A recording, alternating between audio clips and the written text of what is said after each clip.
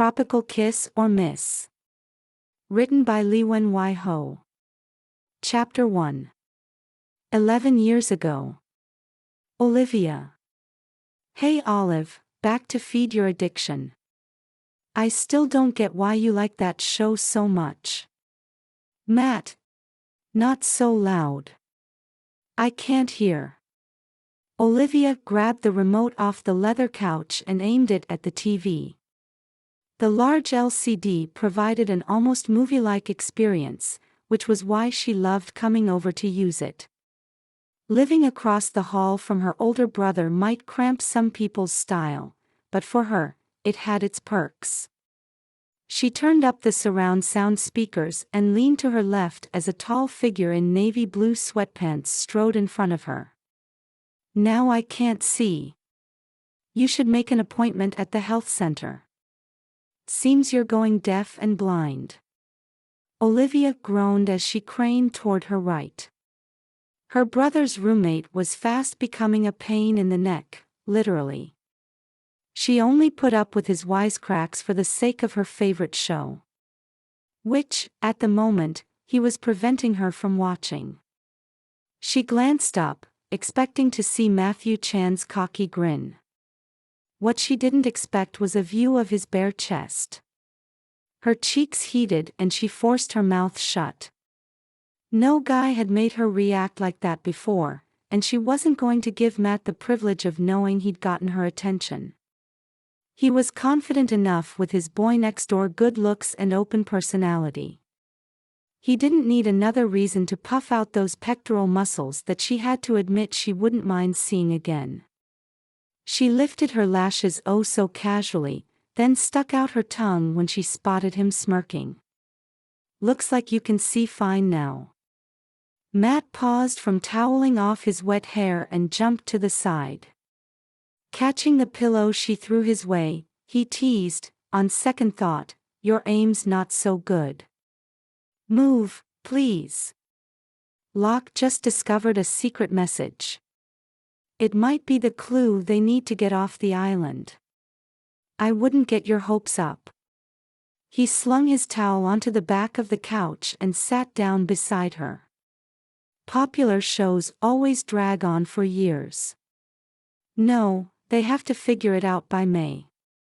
She turned to face him as the screen cut to a commercial. I won't have a TV after you guys graduate. I'll have to wait for the episodes to go online and I hate waiting. Well, you could use that time to study like all the other students around here. Olivia rolled her eyes. Oh, please. Like you don't hear the parties going on every night upstairs. I am studying, she pouted, partly because he had put a shirt on. Blue cotton with the word Cal in gold letters covered up the toned abs she'd secretly been eyeing. Psych majors are supposed to study people. I happen to be studying the ones on TV. In case you have to counsel someone in the future whose plane crashed on a deserted island. Totally. And it's not deserted. There's a whole group of the others who are trying to kidnap them. She crossed her arms when he laughed again. Don't diss my show. If you don't like it, you can go find some boring real-life story to write about. Guess what? I already turned in my article for Friday, so I'm free to enjoy some fictional entertainment. He raised his feet onto the glass coffee table in front of them and sank back into the cushions. Let's see how good this show really is. As a lead beat reporter for the university paper, Matt was usually busy researching, conducting interviews, and meeting deadlines. Yet this was the fourth time he was joining her this month. Truth be told, she didn't mind his company. Especially when he was close enough for her to breathe in the fresh, minty scent of his soap. Fine. But no talking. A sly smile crossed his lips. What about chewing? Olivia's eyes widened in delight. You didn't, I did. Reaching behind the couch, he produced a black bag and tore it open. I'm surprised to see you empty-handed. I ate my last bag yesterday. Care to share yours? He pretended to ponder her question. I guess I could. Taro chips, my favorite, she gushed, grabbing a white chip with purplish lines running across it. She shoved it into her mouth and brushed some crumbs off her black leggings before reaching for another one. Thanks, Matt. You can definitely stay now. He chuckled. You know this is my apartment and my TV you're watching. Not to mention, he held the bag up, my chips you're eating. If anyone should be begging, it's you. But I'm your best friend's sister. That's gotta count for something. Kneeling on the couch, she reached for the bag he kept dangling farther and farther in the opposite direction. You should know I've been playing keep away with my brother my whole life and I always win. We'll see about that. He stretched out his arm and held the bag high over his head, jerking it away as Olivia got close. Not bad. Come on, the show's starting. She yanked his arm down, surprised at the effort she had to exert. It's not fair. You have more muscles than Brian. That's no surprise, stop. Huh? Olivia stared in disbelief as Matt doubled over in pain, his gasps for breath mixed with laughter. You're ticklish. Here, take it. She had obviously hit a sensitive spot on his body. Make that several spots. The poor guy had dropped the bag onto her lap like it was on fire, his face contorted in fear as she wiggled her pink fingernails at him. It was too much fun. She gave his side one last poke and sat down. Stuffing a few chips into her mouth, she savored the salty and crispy taste of victory. She couldn't help but flash a cheeky smile. I told you I'd win. He narrowed his eyes and smirked. I'm just letting you hold the bag, he cocked his head in her direction, so I can do this. She shrieked as droplets of cold water flew onto her face. You're like a wet dog. I thought you liked dogs. Not slobbery ones. She fell back onto her elbows and tried backing up toward the other end of the couch. Her oversized gray sweatshirt caught beneath her body, preventing her from making it very far. No more, stop. You can have my chips. Playfully shaking his hair in her face, Matt leaned in close until they were nose to nose.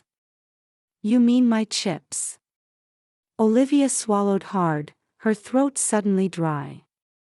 Everything around her, the sounds coming from the TV and the glare from the lamp beside the couch, faded away. She could only hear the mesmerizing tone of his voice and focus on the intense look in his eyes. Eyes that made her wonder if he wanted to kiss her. Could he be attracted to her, too? Olive, they both froze as the apartment's front doorknob jiggled. Matt pulled her up and they quickly resumed their places on the couch. Olivia tucked her short black hair behind her ears, while he pretended to study the ingredients on the bag of chips. Chapter 1. Present Day. Olivia. Mrs. Chan. Do you want us to read the lists we wrote? Olivia jerked her head up to see two pairs of eyes staring at her. She straightened in her chair and uncrossed her legs. The late afternoon sunshine streaming through the second-story window made her squint, and she scooted her oak armchair out of the light.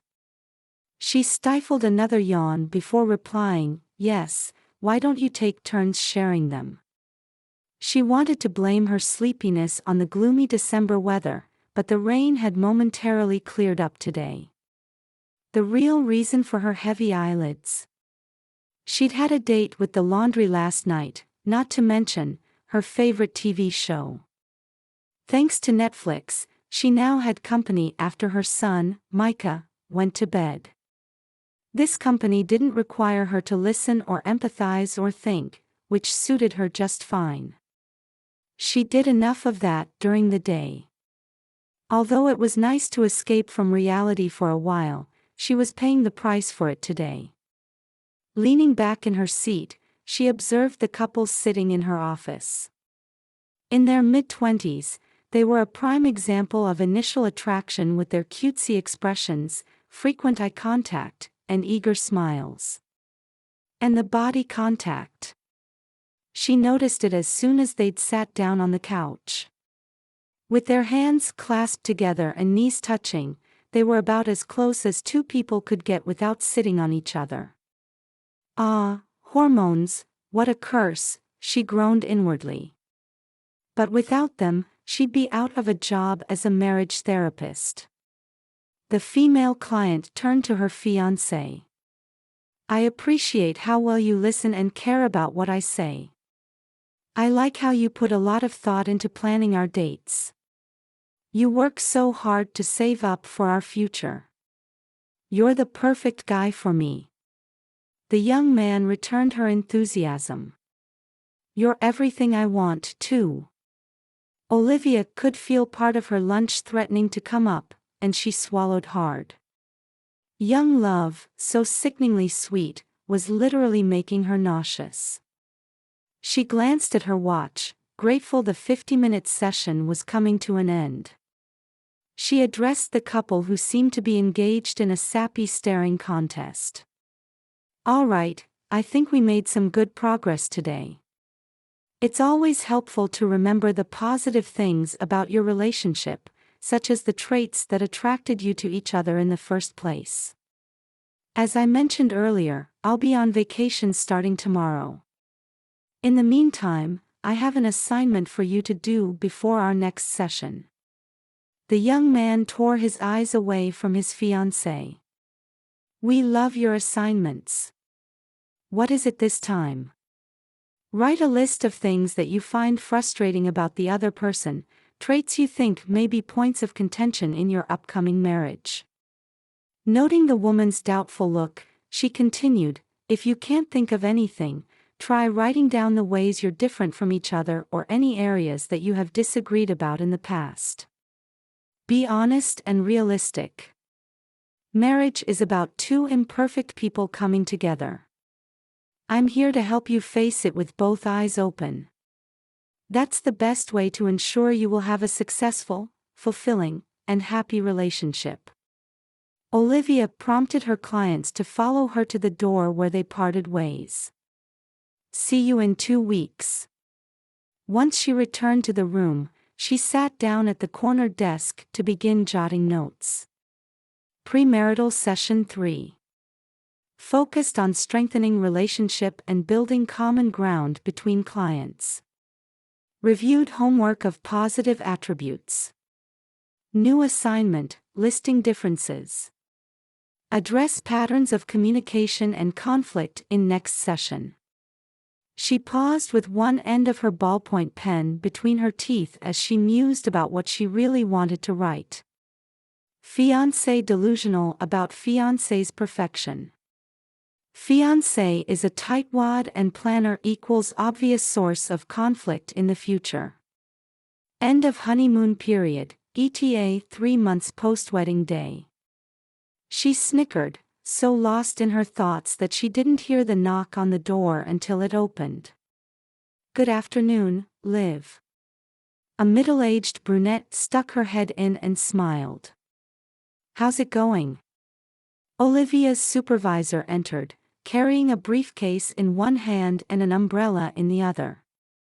She wore black slacks and a white blouse and had her hair perfectly curled around her shoulders. With her confident smile, Nancy reminded her of the shrinks often portrayed on TV or in the movies, competent, composed, and in control. In other words, perfect. It was a far cry from how Olivia looked or felt. Even with the plaid tweed skirt suit she spent $200 on and her hair held up in a tight bun, she didn't feel like the 30-year-old professional she was supposed to be. It was all for show, especially the framed diploma hanging on the white wall behind her. She returned Nancy's greeting with a sigh. "Hi, Nance. It's going. Just going. Come on, where's your excitement? Don't you love what we do? We're changing lives," and he'd chosen the latter. If she couldn't make her own marriage work, how was she supposed to help her clients with theirs? She signed and dated the client file, then shoved it into the tall metal filing cabinet to her right. She rammed the drawer shut with a loud clang and turned around to see Nancy grimacing. "Sorry. I'm just a little frustrated." "Make that a lot frustrated. You've come to the right place." Nancy made her way to the couch and directed Olivia to the therapist's chair. "Have a seat. You want to role play?"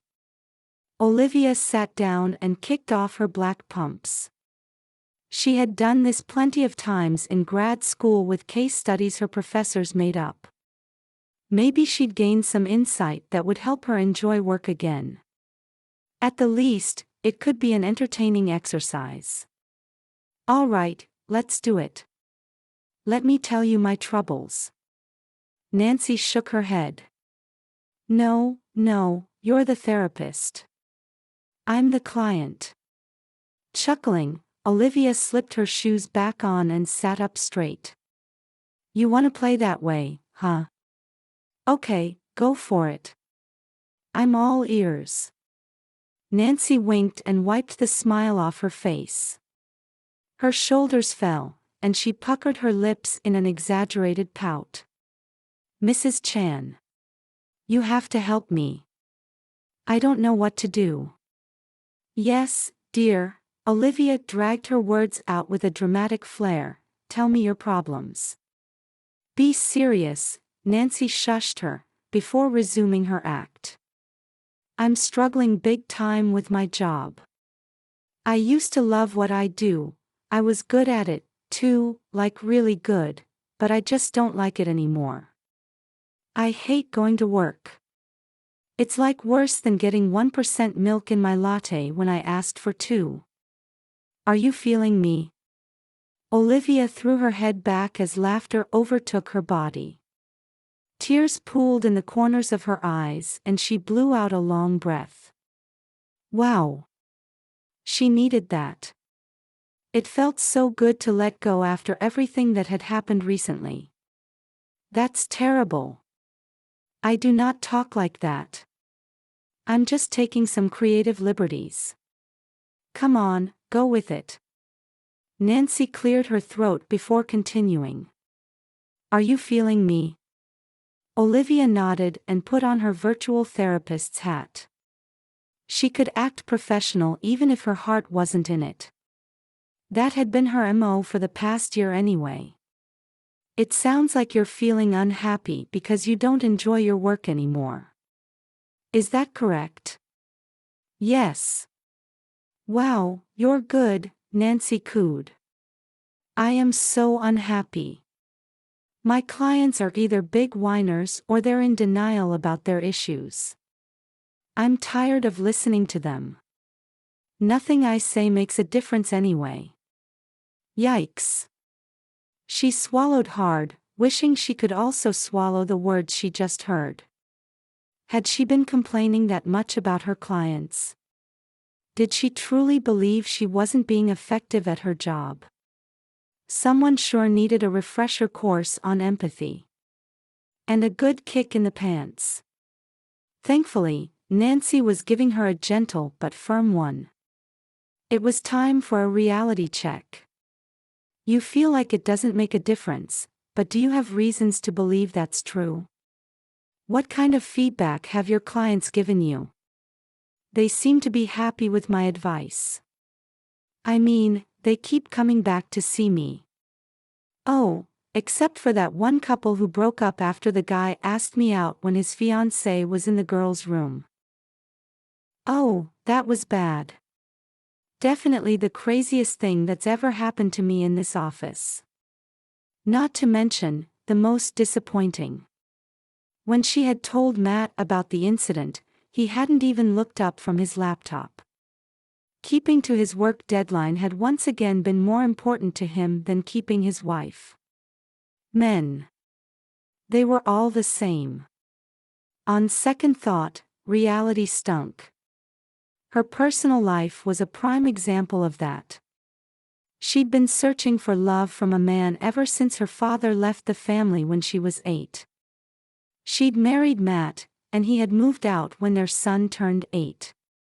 Talk about a bad case of daddy issues. Even with her education and training, she hadn't been able to stop the cycle from repeating itself.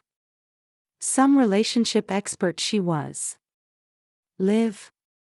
She lifted her eyes from the carpet stain she had been staring at and met Nancy's blue ones.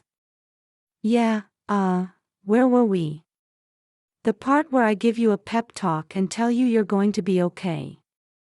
The room suddenly darkened and a heavy downpour hit the roof like an onslaught of bullets. The storm was back, and like the sky, Olivia was void of any light. How she longed for even a glimmer of hope.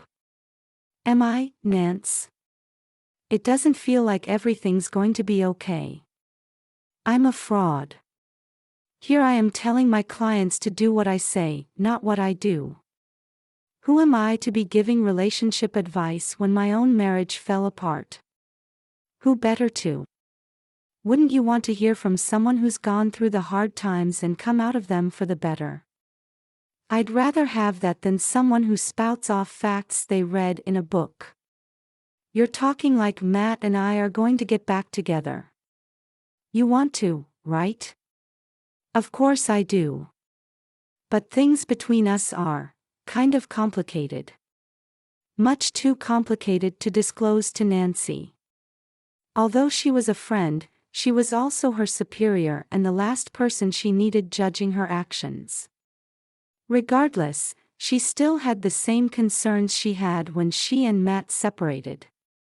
If we do, I want us to do things right. The last thing I want is to go back to our old ways and habits.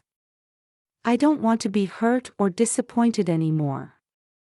Our family needs to be a priority above everything else, except God, of course. He's been around more these last few months, hasn't he? That was only after the car accident. Olivia shrugged. I want to believe he's changed, but I just don't know. Nancy nodded. Give him a chance to prove it. Let his actions speak for him. In the meantime, go home and get ready for your trip. Tomorrow you'll be relaxing on the beach. With a drink in my hand and all of my worries thousands of miles away. Olivia closed her eyes, imagining the warmth of the Hawaiian sun and the salty breeze on her skin. This vacation is just what I need to start fresh. Enough talking, girl. Go pick up Micah and get ready to have fun. Nancy stood up, handed Olivia her purse, and walked her to the door. I can't wait to hear all about it. Chapter 2. 9 years ago. Matt. Hey, Brian. What's up, man? Matt fumbled for his glasses as he sat up in bed. 10 o'clock. Shouldn't Brian be picking Olive up now? Was he calling to give him another lecture? Is Liv with you? No, isn't she on her way home? I'm at the BART station and the Fremont train just left. She's not here and she's not picking up her phone. Can you check if she's still at the apartment? Of course. I'll call you back. The urgency in his friend's voice made his heart rate pick up. It wasn't like Olive to oversleep, although she had been feeling tired and nauseous lately. But even the stomach flu wouldn't keep her from calling her brother. They both knew how much he worried about her, especially after he'd graduated and moved an hour away. He slipped on a t-shirt and jeans and grabbed his keys before stepping into the hallway. He shivered as he left the warmth of his apartment, and the hair on his bare arms stood on end. The building's thin walls did little to keep the winter wind out, but most of the residences around campus were just as old and poorly insulated. Fortunately, Bay Area weather was nothing like the East Coast where he grew up. That was one of the reasons he'd chosen to stay at UC Berkeley for grad school. The other reason being Olive. He had never planned on falling for his friend's sister. When they met 3 years ago, he was a junior and she was a tongue-tied freshman who blushed whenever he looked her way. They rarely had a full conversation, but things changed when Brian got busy leading a campus fellowship the following year. Olive got a spare key to their apartment for the nights Brian was out at meetings and couldn't let her in. And Matt began looking forward to seeing her on their couch, hugging a bag of chips to her chest as she watched TV. It wasn't long before he started teasing her and she surprised him by standing up for herself. The more time they spent together, the more she charmed him with her guts and wit. That's why he nicknamed her Olive, after the bitter fruit he disliked as a kid, but grew to love as an adult. He soon saw her not as Brian's kid sister, but as a friend. Their friendship gradually changed into something more and since then he'd been hooked. Olive wasn't like the other girls he'd gone out with. She was attractive, all right, with her oval-shaped face, sweet smile, and petite curves. But there was also a depth to her. She cared about people, much like he did. She understood why he was passionate about learning their stories and reporting the truth. But her passion went even deeper. She liked to dig past facts to a person's heart. When he talked, she listened, not just with her ears, but with her eyes. Those dark brown eyes drew him in and made him feel completely at ease. She put up with his tight deadlines and long hours at the paper because she believed in him. With her support, he felt like he could do anything, maybe even win the Pulitzer Prize someday. She was so good for him and he made her happy. If only Brian wasn't so overprotective, he'd realize that, too. He rapped on Olive's door, softly at first, then with more force when he remembered her roommate had already left for Christmas break. When there was no response, he took the spare key she'd given him and entered. "Olive? Are you home?" "In here." Matt followed the hoarse voice down the dim hallway to his left. He passed an open bedroom door until he reached the bathroom where he found Olive in her light blue flannel pajamas, slumped on the floor next to the toilet. A pungent, sour smell filled his nostrils as he rushed to kneel beside her. "How long have you been throwing up?" She opened her red-rimmed eyes and immediately shut them again. "Since I woke up. I'm good, as long as I don't move." There was no way she was fine. The pink, full lips he'd kissed before she left his place last night were now white and parched. Whatever bug she'd caught had wiped her out. "You don't look so good." Opening one eye, she gave him a pointed look. "Never say that," she paused to grimace, "to your girlfriend." "Olive, I'm serious." He placed his palm against her clammy forehead and brushed some strands of hair off her face. "You don't have a fever, but your body's obviously fighting something. I'm taking you to the health center. You need to get checked out." "Okay. But bring a bucket." "Good idea." He handed her a small plastic wastebasket from the corner, then gingerly scooped her up into his arms. An hour later they were in the urgent care clinic listening wide-eyed as the doctor explained the cause of Olive's sickness. The test came back positive. "According to the first day of your last period, you're 6 weeks along. What you're experiencing is a normal symptom of morning sickness. I suggest you keep some plain crackers next to your bed and eat one as soon as you wake up. Small meals throughout the day and staying hydrated should help with the nausea." The middle-aged Asian woman paused to study them over the rim of her glasses. I take it this pregnancy wasn't planned. Olivia broke the silence first. A sob escaped her lips, causing her to remove the lollipop she'd been sucking on to ease her nausea. Her other hand clenched the thin blue fabric of her disposable gown until her knuckles grew white. Of course not. It was the first and only time how could this happen? I'm sure you don't need me to go over the specifics, the doctor answered, tight-lipped. If you'd like, I can arrange for you to speak with one of our social workers. It's a free service and you could find out more about your options. Matt blinked, finally finding the voice to speak. What options are you talking about? She reached for a brochure from the rack behind her. If you choose to terminate, no.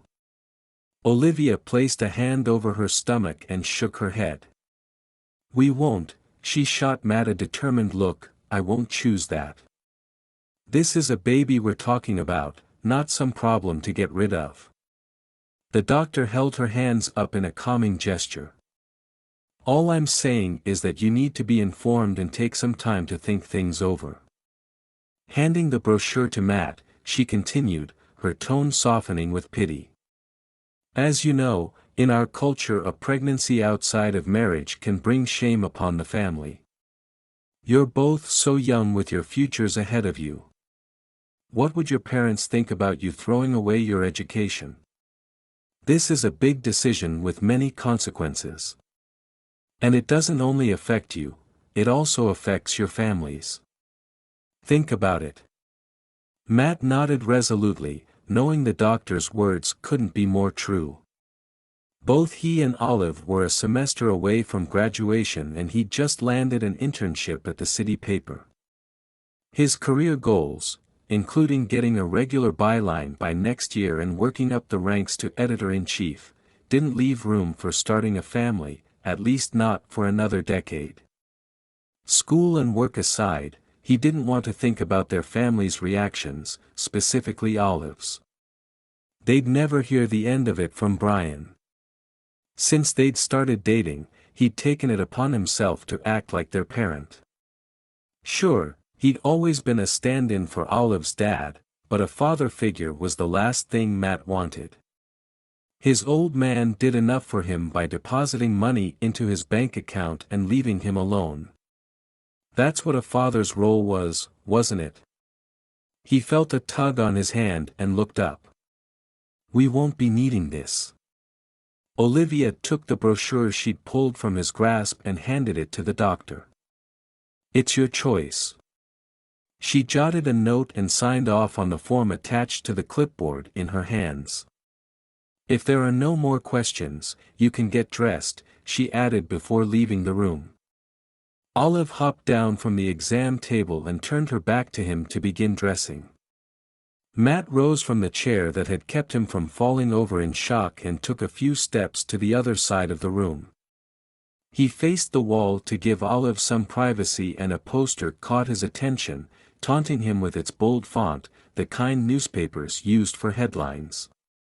Safe sex. No regrets. Biting back a caustic laugh, he ran both hands through his hair, pulling at the ends in frustration. He would give anything to go back and stop himself from making the biggest mistake of his life. But honestly, he and Olive had been pushing the boundaries for months before that reckless night. And they were paying for their choices now. He hung his head and crammed his hands into his jean pockets. What did we get ourselves into? He muttered to no one in particular. A soft voice spoke up behind him. I think it's kind of a miracle. It took my mom 3 years to conceive Brian and she had to do IVF to have me. Somehow we did it in one try. Matt turned around, not believing his ears. He came face to face with Olive, who was dressed in her pajamas again, lollipop in her mouth. Reaching out, she placed one hand over the area pounding in his chest and peered up at him through her long lashes. He sighed. She was so beautiful, so feminine and sweet. He could feel his guard coming down once again. This was how he'd gotten into this mess in the first place. He'd let himself get close to her, so close that the logical side of his brain shut off. And then he'd let her into his heart. Sometimes she was the only thing that made sense in his life. He had minimal ties with his family and he was always on his feet chasing the next story. She was the one constant who kept him grounded, yet gave him cause to dream. She removed the lollipop and leaned close, her expression serious and thoughtful. "Matt, I know we messed up, but God gave us this baby. I want him." Olive spoke with a level of authority he'd never heard from her before. But did she have a clue about what she was saying? "Olive, have you thought this through? How are we supposed to raise a kid? You're planning to go to grad school in the fall. I can postpone it for a year or two. Having a baby will give me life experience. It'll help me be a better therapist in the future." He raised a brow, unconvinced. "I don't know how long it'll take me to find a full-time reporting job. Even when I do, I won't be making much. I don't know how we'd do it. Couldn't we ask your parents for help? They have more than enough money. This is their grandson, after all." That they did. What his family lacked in love and communication, they attempted to make up for in material things. His father's computer manufacturing company was one of the largest in China. It was like an older, more successful sibling who received all of his parents' attention and praise, and he was an afterthought. But if they didn't care about their own son, would they care about their grandson? "Hold on, grandson. You're talking like you know it's a boy." Olive's lips, now pink again, turned up in an endearing smile and the sparkle returned to her eyes. "I just have a feeling it is. He'll be like a mini you. Can't you picture it? Please, Matt. We can be a family." If anyone could provide him with a sense of home and belonging, it was the woman tugging on his shirt and heart at that very moment. He caught a whiff of the lollipop's lemony scent as she placed her warm mouth on his and tasted its tart flavor as she deepened the kiss. When they pulled apart, he rested his forehead against hers. They could make this work, couldn't they? With her in his arms and by his side, anything seemed possible. Even having the family he'd always wanted. Caressing Olive's cheek, he nodded. "Let's do it." Chapter 2. Present Day. Matt. "Wow. Wait till the other kids see this." Matt glanced up from the large styrofoam ball sitting before him on the kitchen counter and grinned. The model of the son he and Micah had been working on for the past hour was coming together nicely. The beaming smile on his son's face confirmed his approval as well. "Not too bad, huh? I told you I wouldn't let you down." Raising himself on his toes, Micah pointed to an orange glass-like arch Matt was gluing onto the ball's surface. "It looks like a real solar flare. I didn't know sugar could do that." Matt set the hot glue gun down and slowly released his hold on the arch, ensuring the piece stayed in place. "Yep. Years ago I interviewed a chef who made sculptures using pulled sugar. I'm glad I took good notes. Who knew one day I'd be using what I learned for your science project? My son's going to be the coolest one ever." Micah dragged out the last 3 words with wonder and pride. "And the tastiest." Matt picked up a leftover piece of pulled sugar from the marble countertop and twisted it apart into 2 pieces. He handed one half to Micah and stuck the other half in his mouth. "Don't let Mom know I gave you candy before dinner." Micah nodded with a mischievous glint in his eyes. "Thanks for helping me, Ba." "My pleasure, kiddo." It was fun. Matt swallowed hard, suddenly feeling choked up. He grabbed a mug from the cabinet behind him and filled it with water from the sink. He gulped down the cool liquid and cleared his throat. The lump was still there. He couldn't deny that his emotions, and not the sugar, had gotten to him. For the first time in years, he felt like he deserved the title his son called him. He was being the father he himself wished he had, one who put his family before his job. Micah deserved his attention and time, and in all honesty, he needed his as well. It took a big wake-up call to realize what he'd been missing. Thank God he was getting a second chance. If only Micah hadn't had to suffer because of it. Despite the fading scar on the side of his son's forehead, he knew he was still recovering from the car accident. 3 months of play therapy with Olive's supervisor had helped a great deal. Micah no longer suffered from nightmares and he was finally comfortable riding in a car again, though never next to the window. Nancy informed him, however, that he would need more time to fully heal from the emotional scars. Matt reached out and ruffled Micah's thick, black hair, marveling at how they shared the same counterclockwise swirl in the center of their heads. They also shared the same square face shape, though Micah's cheeks were fuller and his jawline less defined. But his eyes were completely like Olive's, dark and intense, yet innocent. Today, they were full of hope. I wish you could go to Hawaii with us. Can't you take time off? I wish I could, but it's complicated.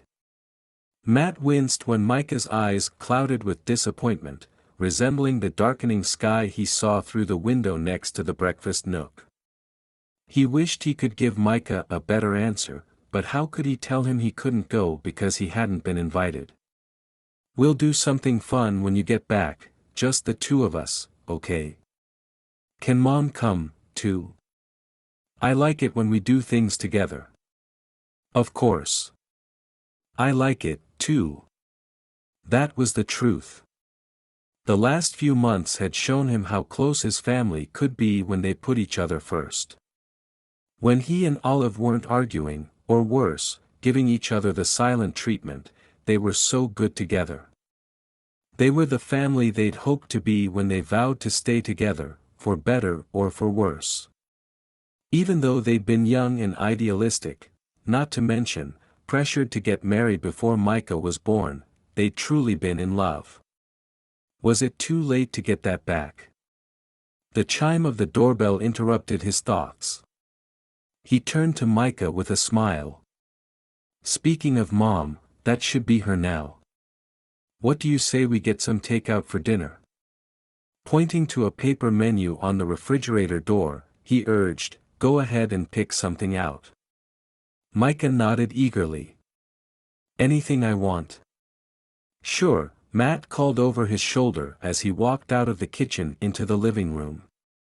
He turned off the large flat-screen TV that had been playing cartoons all afternoon, its existence a constant reminder of his current bachelor status.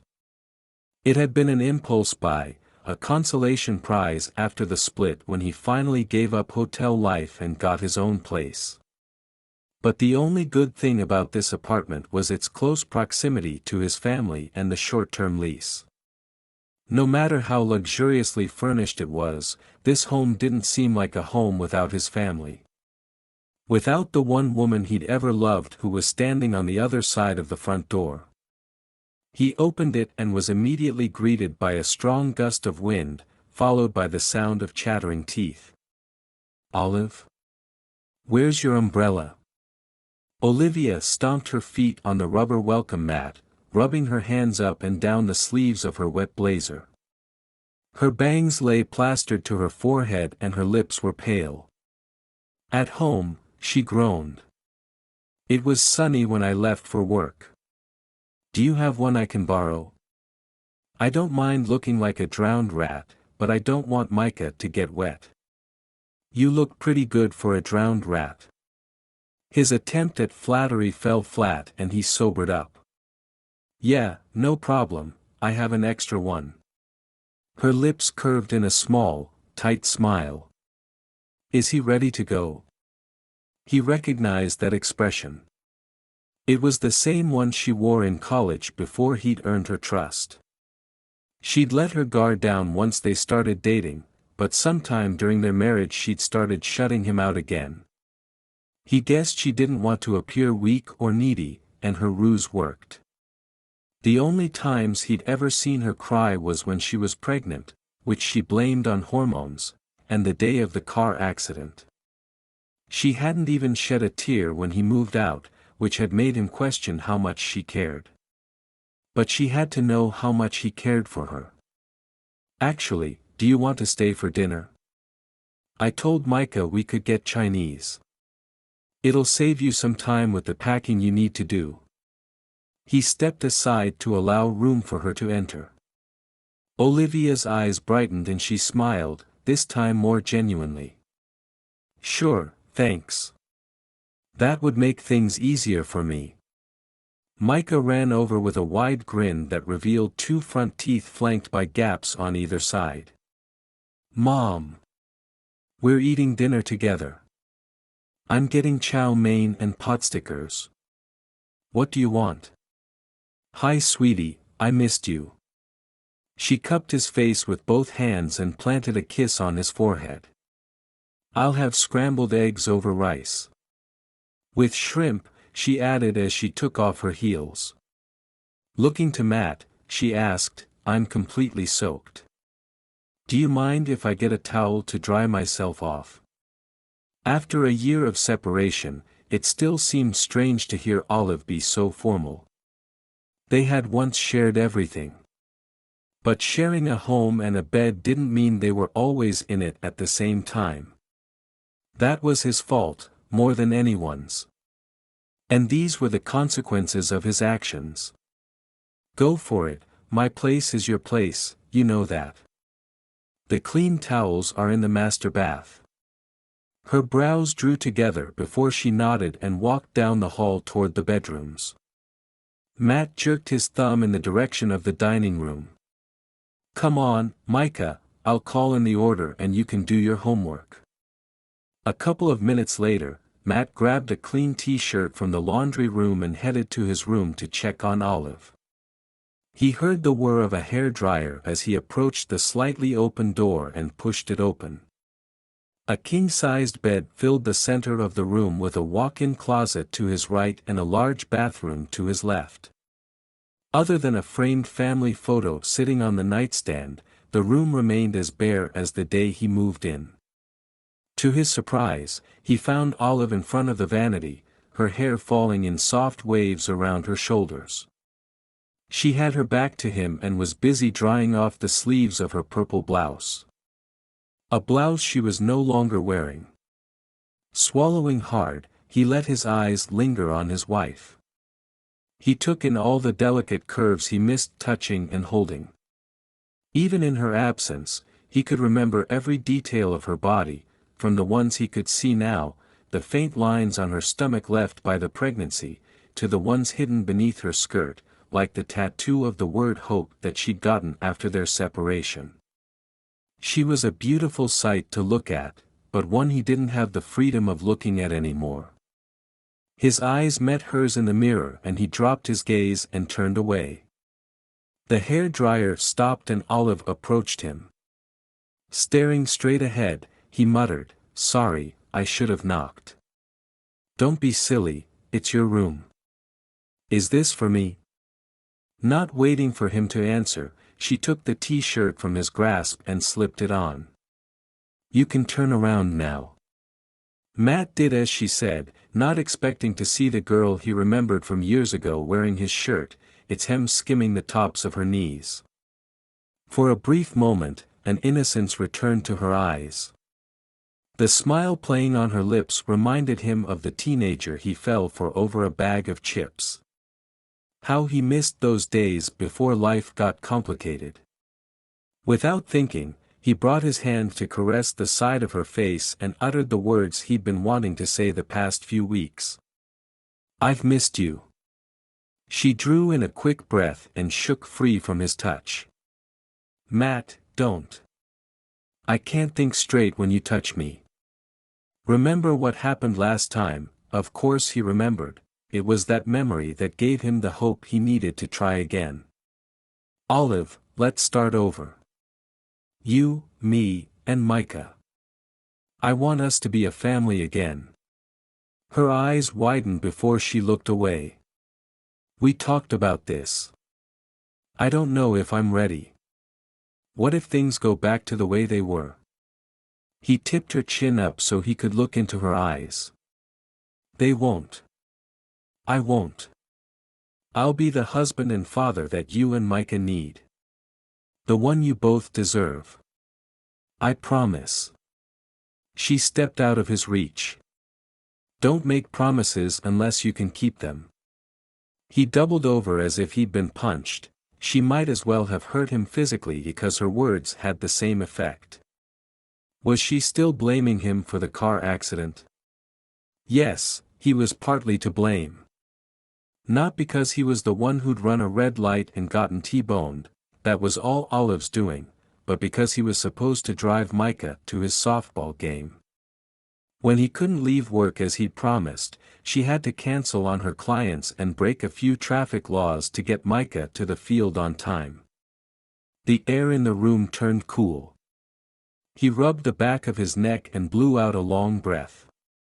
Okay. He could either get defensive or man up. For the sake of his family, he chose the latter.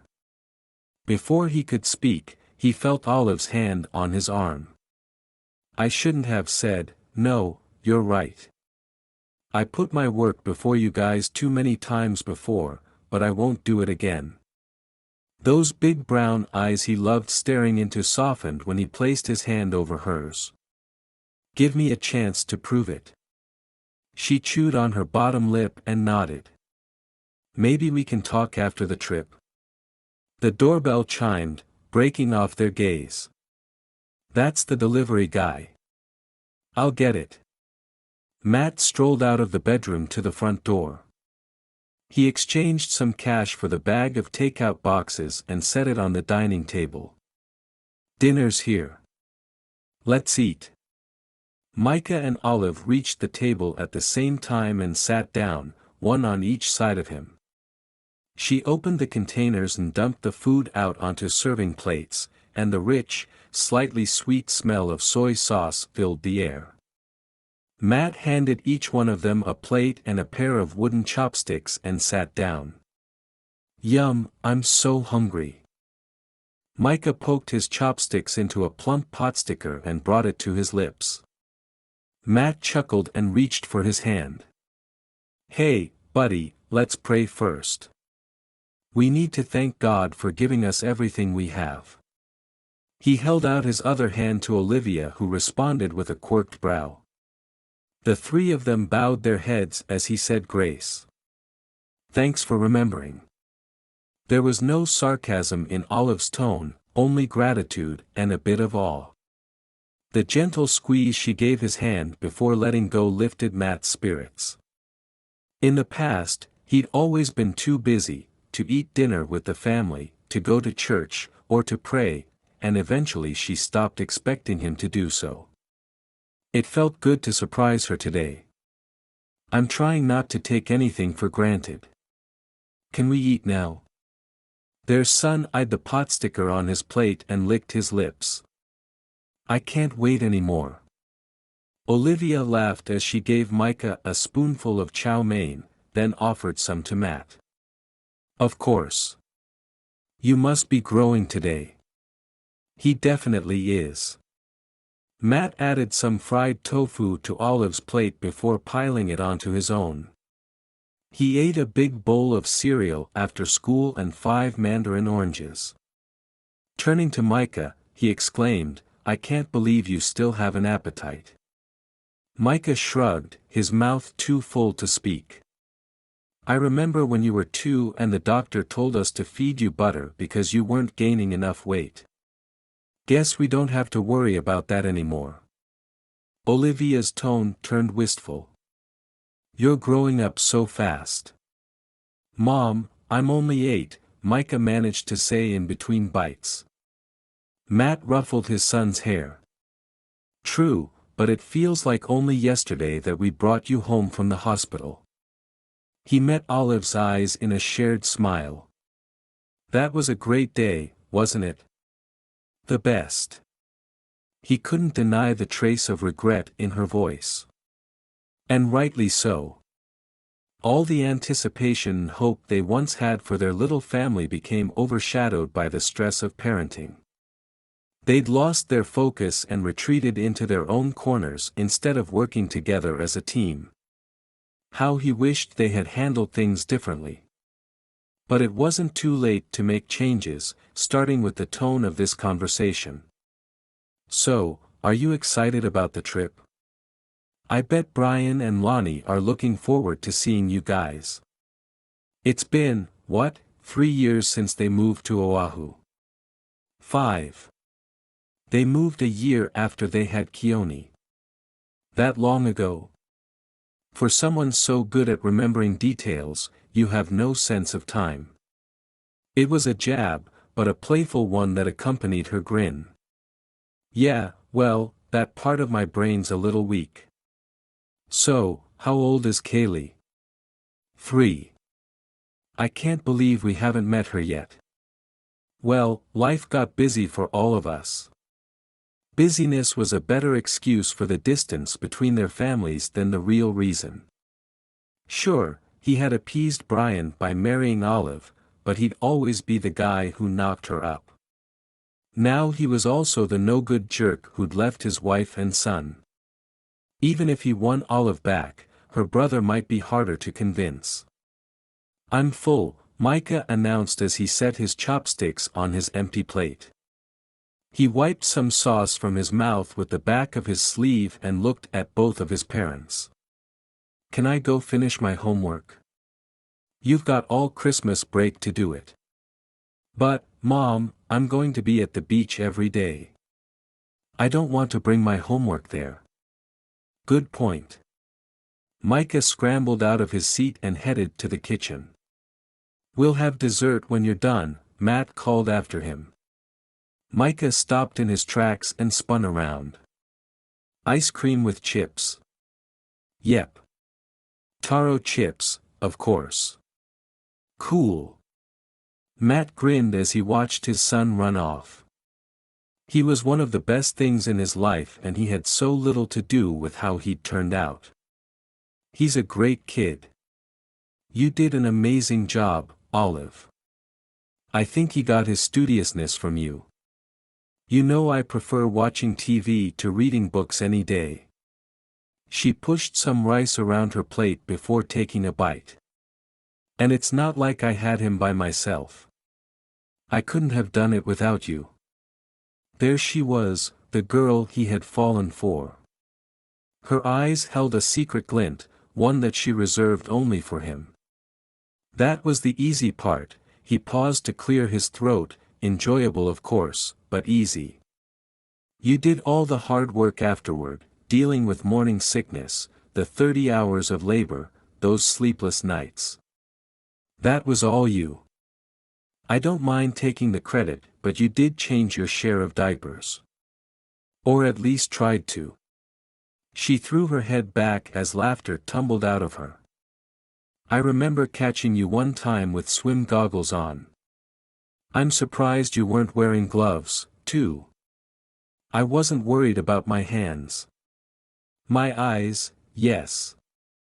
Once you've been squirted in the face with pee, you learn to take precautions. Olivia's brows furrowed as she struggled to keep from smiling. I don't know if you're the best person to be talking about taking precautions. He chuckled, thankful they could joke about the past. You're right. But the end result wasn't so bad, was it? He asked the question in a rhetorical tone, knowing that Olive had never doubted their decision to have Micah. The result was good, very good. He rushed on before she could interrupt.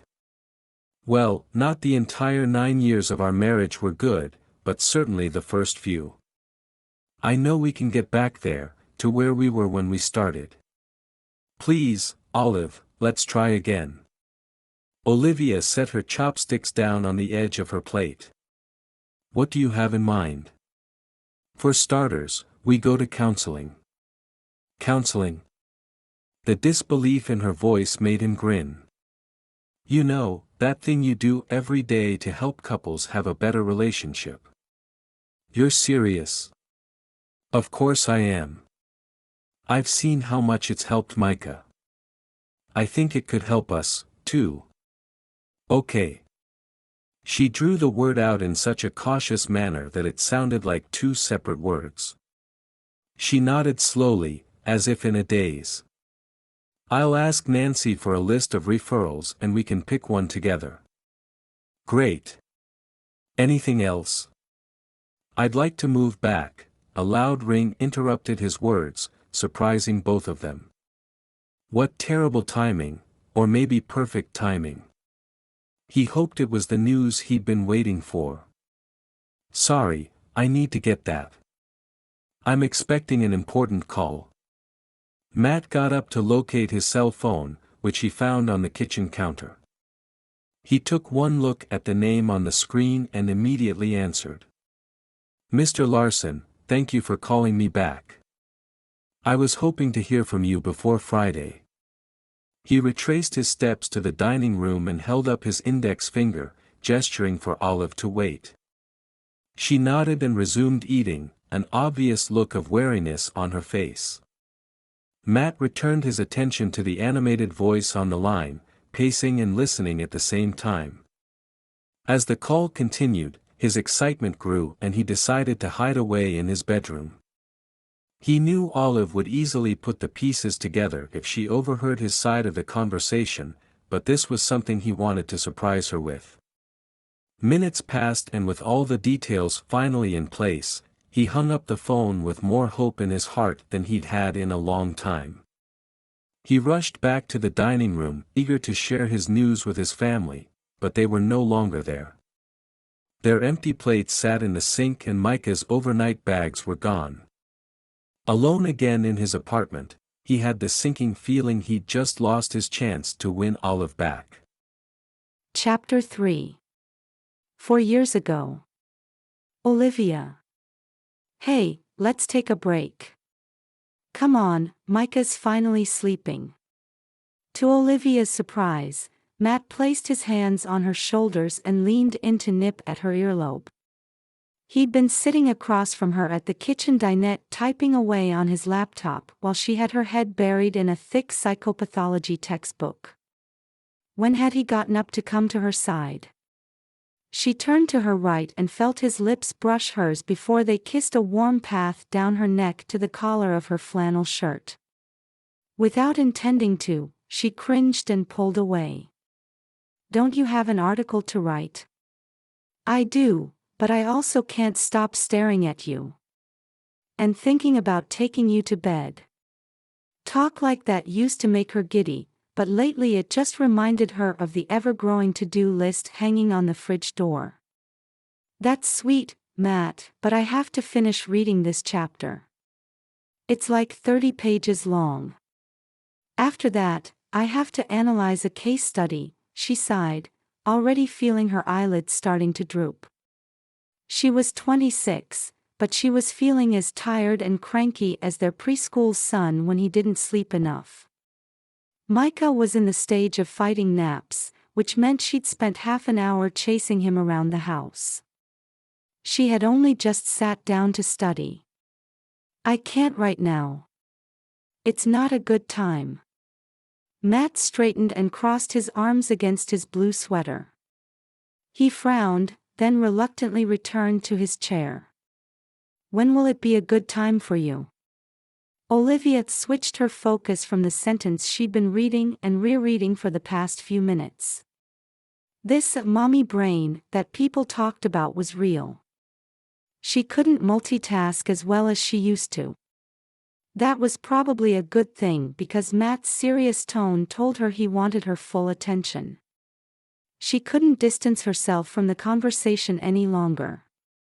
Using body language, She leaned forward and made eye contact to show her interest. I don't know. There's so much I need to get done. It's just not a good time. When will it ever be a good time? We hardly spend any time together these days. I'm at work all day and you're at school most nights.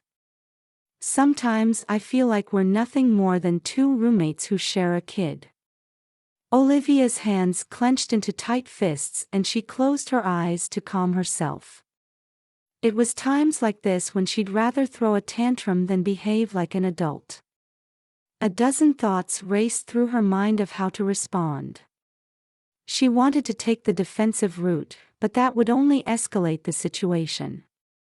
She knew Matt was on edge these days due to his job. Working for a print newspaper wasn't what he'd imagined it to be now that readers preferred online media. He was likely projecting his worries over a layoff onto her. Good thing her studies were useful not only for her future career, but also for the present. What was that skill she learned last semester? Yes. Reflective listening. She looked into his eyes and kept her voice even. I'm hearing that you're feeling frustrated with the current situation. A vein in his temple pulsated. I don't need you to practice your psychobabble on me, Liv.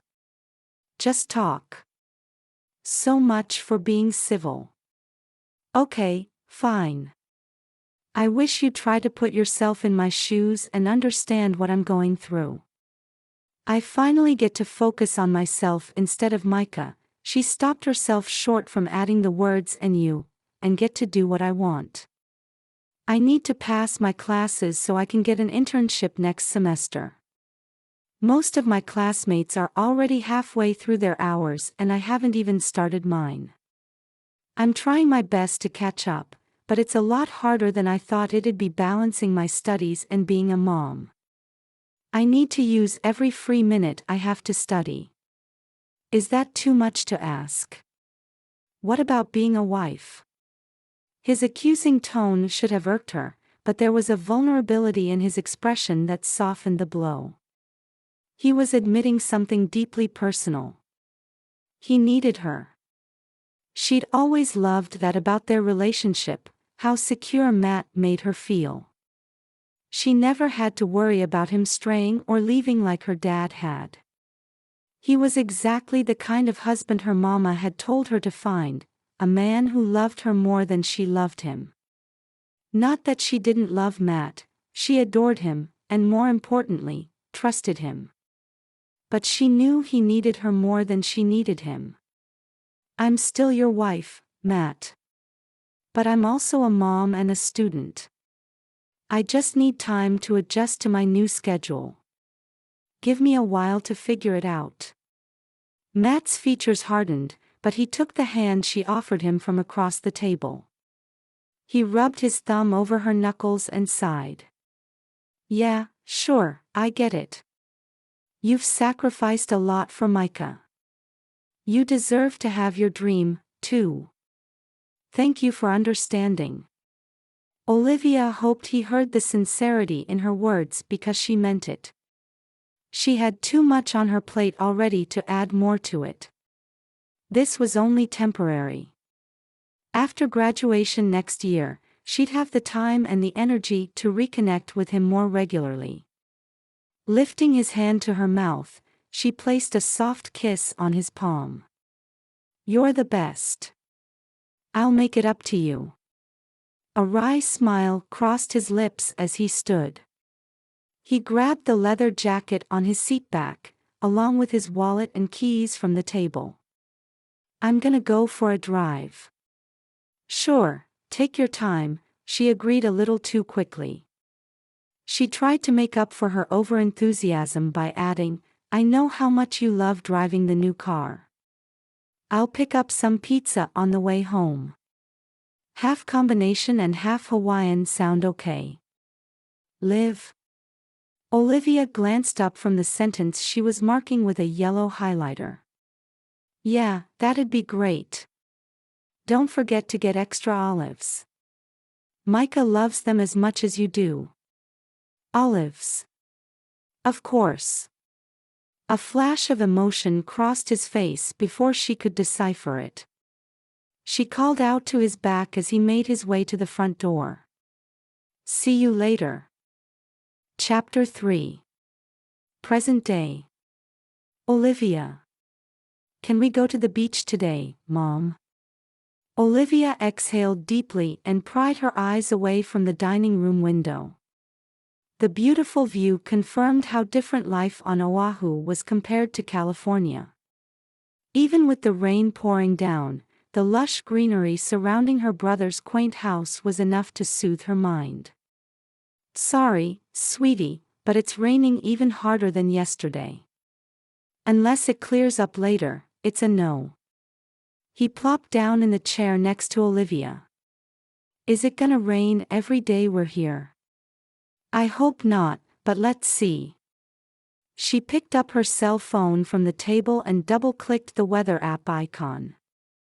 Images of white clouds with blue slanted lines underneath them popped onto the screen. Rain today, rain tomorrow, and rain the day after that. She paused when Micah let out a long ah, but the tropical storm is supposed to weaken on Tuesday. It'll be clear and sunny on New Year's Eve and New Year's Day. I promise we'll hit the beach as much as we can on those days. We'll stay in the water until we're wrinkled like raisins. Okay. Micah sighed, unmoved by her forced enthusiasm. Okay. She wrapped one arm around him and pulled him in for a kiss.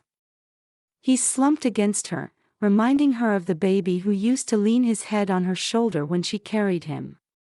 When had his chubby limbs grown so long and lean? He was looking more like a young boy, and quite honestly, more and more like Matt.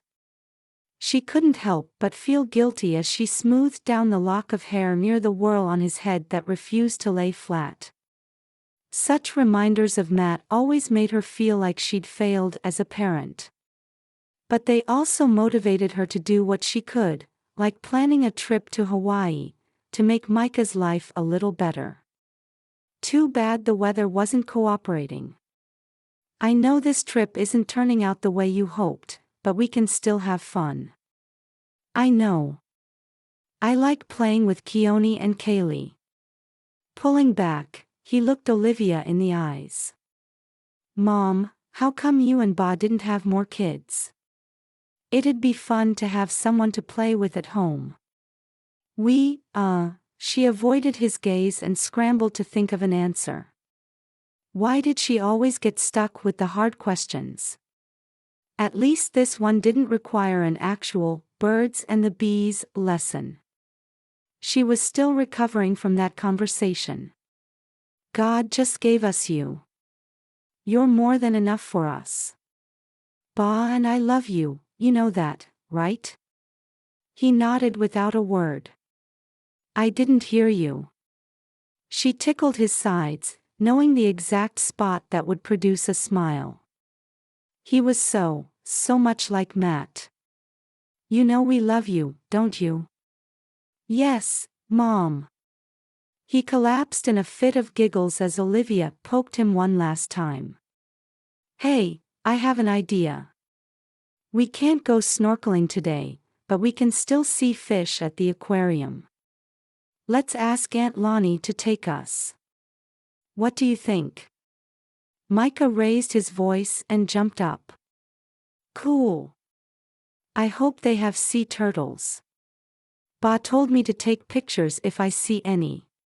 Everyone's still sleeping, she warned him with a grin.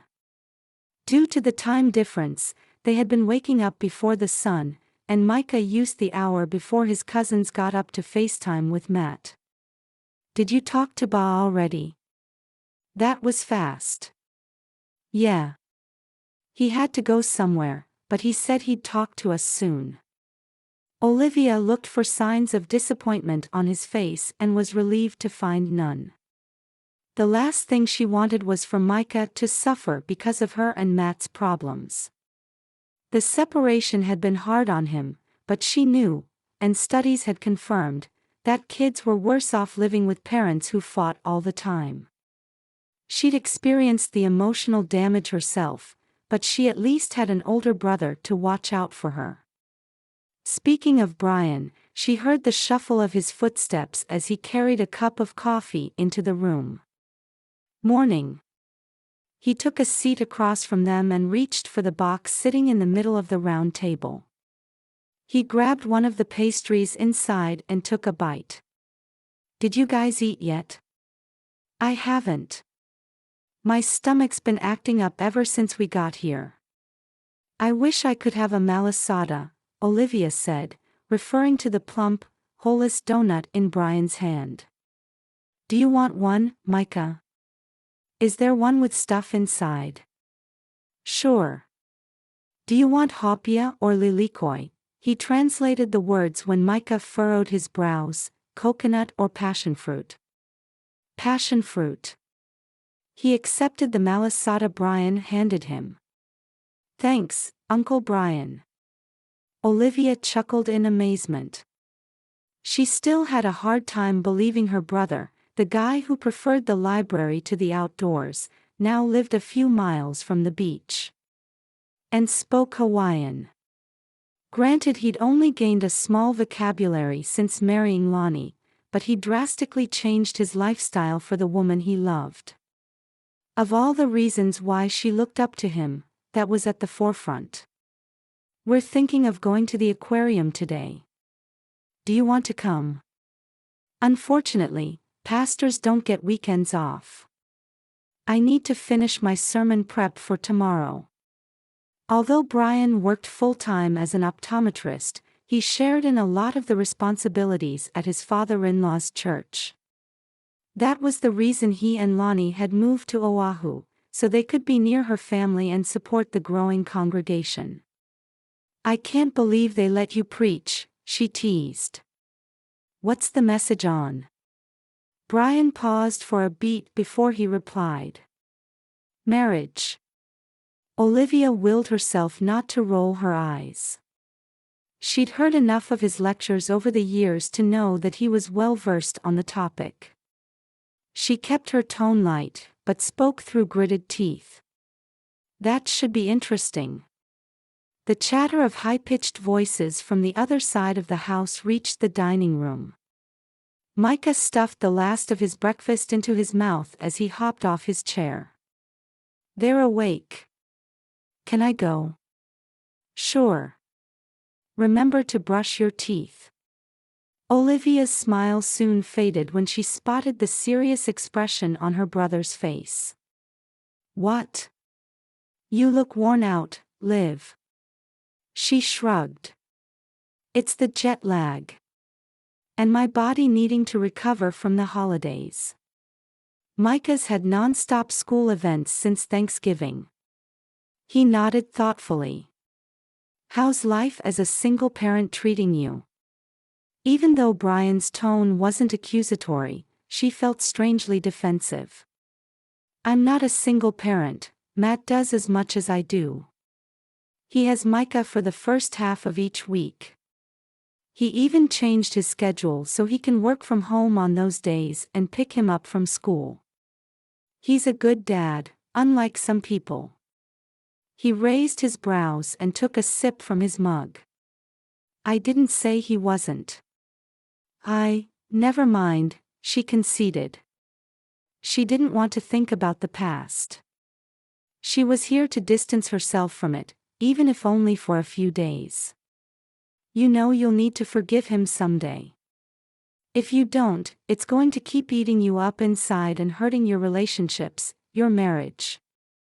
Olivia's stomach turned, knowing full well who Brian was referring to. If disgust had a flavor, it was probably similar to the bitter taste coating her tongue. "How can you defend Dad after what he did? He left us. What kind of father leaves his kids?" "I'm not excusing what he did. But I've come to accept that Dad wasn't ready to be a husband, much less a parent. We both know he wasn't perfect. He had his demons, gambling was one of them. If he couldn't take care of himself, how could we expect him to take care of anyone else? Him leaving was what he thought was best for all of us. Of course, she scoffed, men are always thinking about themselves. Who cares about the family? You guys just do what you want. Liv, not all men think that way. The hurt in her brother's voice caused her heart a twinge of guilt. I'm sorry, I didn't mean that. At least, not about you. She sighed. When had she gotten so negative about the male species? The last thing she wanted was to end up like her mother, lonely and resentful and unforgiving. I want to forgive him, I just don't know how. Dad? Or Matt? Wow, leave it to her brother to cut to the chase. Both? The word ended with a lilt as if she was posing a question, but it was clear to her what the answer should be. Just be honest with God. He knows your struggles. He'll help you forgive. Struggle. That was the theme of her life. Always struggling between what she wanted to believe about men and what her mother taught her to believe. Struggling to live her life and not repeat the mistakes of the past. Struggling between protecting herself and letting her guard down. If she was being honest, she'd admit that Matt was the one person she ever allowed inside her heart. She'd been so young when she fell for him. Fell was the right description because she'd fallen in love with the idea of being desired and pursued, of being someone's whole world. He'd drawn her out of her shell and shown interest in the things she was interested in. He made her laugh and feel safe. Even when she got pregnant and they faced judgment from their families and the church, he had stood by her side, assuring her they would be okay. They were a team, and if they did their best to follow God together, they would be all right. Matt had done everything right, until one day he didn't. Or maybe it had been a series of didn'ts on both their parts. She had let him down, too. She wasn't the wife she'd wanted to be. But she'd had a steep learning curve when she took on 3 roles: wife, mother, and student, back to back. Perhaps she tried to have it all too soon and ended up with only bits and pieces of each. Was it too late now to restore the pieces left in her grasp? Exhaling, she looked up from the table and met her brother's eyes. I think I just need time to process everything. I have an idea. Why don't you stay home today while Lonnie takes the kids out? I'm heading to church soon so you can have the place to yourself. The peace and quiet will give you some time to clear your head, and your heart. Time alone was just what she needed. Sure. I'd like that. Thanks, good. She hadn't called Brian older brother in Chinese since they were kids, but it felt right to pay him some respect. No problem, May. He downed the rest of his coffee and gave her hair a light tousle as he left the room. Chapter 4. 3 months ago. Matt. Thanks for nothing. Olivia's angry words echoed in Matt's ear long after she hung up. He threw his phone onto the desk, not caring that it landed with a loud clatter against a half-full mug. The coffee in it was cold by now, and he was hardly living up to the design, a symbol of Superman's coat of arms, on the outside. Micah thought it was so cool that he was a reporter like Clark Kent. But that was where the similarities between him and the Man of Steel ended. He'd let his son and Olivia down again today. It wasn't like they'd asked him to put his life on the line, he only needed to drive Micah to his softball game. But his boss had pushed up his deadline, and if he missed it, it would be his promotion at stake. He switched his cell to silent and dove back into his article on the presidential race, his fingers racing across the computer keyboard as he tried to meet his word count. He'd been working for over an hour when he heard someone calling his name over the din of the office. Matt. Call on line 1, says it's urgent. Who was calling him? He never gave out his work number since he was usually out and about. He picked up his desk phone, taking a second to locate the button beside the flashing green light. Hello. Matthew Chan speaking. Mr. Chan, this is Officer Lane with the Berkeley PD. I'm sorry to inform you that your wife and son were in a car accident. Are they okay? Where are they? As soon as he got the name of the hospital, he dropped the receiver and ran out the door. After an hour fighting traffic, Matt arrived to find Olivia sitting in the waiting area of the emergency room. She was dressed in work attire, a sleeveless yellow blouse and black pants, but she was hugging her knees to her chest like a small child. He ran over and knelt in front of her chair. What happened? Her head jerked up in surprise. The irises of her eyes were dilated, making her brown eyes appear even bigger than usual. Her composure crumpled and tears fell down her pale cheeks. Matt, they took Micah. I don't know, where? Where'd they take him to? Is he okay? She shook her head, freeing more locks of hair from her already loosened bun. They're doing a CAT scan. He might have a concussion. He hit his head hard and blacked out.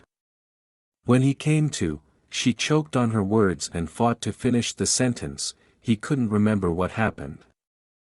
I shouldn't have run the light. Why didn't I stop? If anything happens to him, Matt took a seat beside her and pulled her trembling body close. It was the first time he had touched her in months, and he was surprised at how small and fragile she felt in his arms. When had she lost so much weight? He'll be fine. Let's not worry until we find out what the scan says. How can you be so calm? She murmured against his polo shirt. The truth was he was fighting his own emotions, but he needed to stay calm for Olivia. He'd never seen her like this, so vulnerable and broken. He tried to focus on the facts, like his job had taught him to do. I did a story once about sports and head injuries.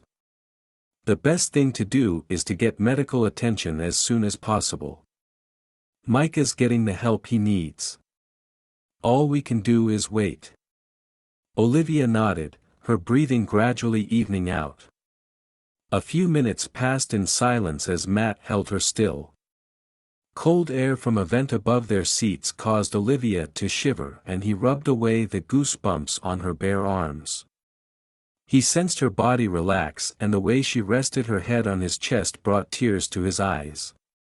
It reminded him of the past when they sat like this in front of the TV, only without the wooden arms of the chairs separating them. Or the painful memories and unspoken regrets lingering between them. So much had changed.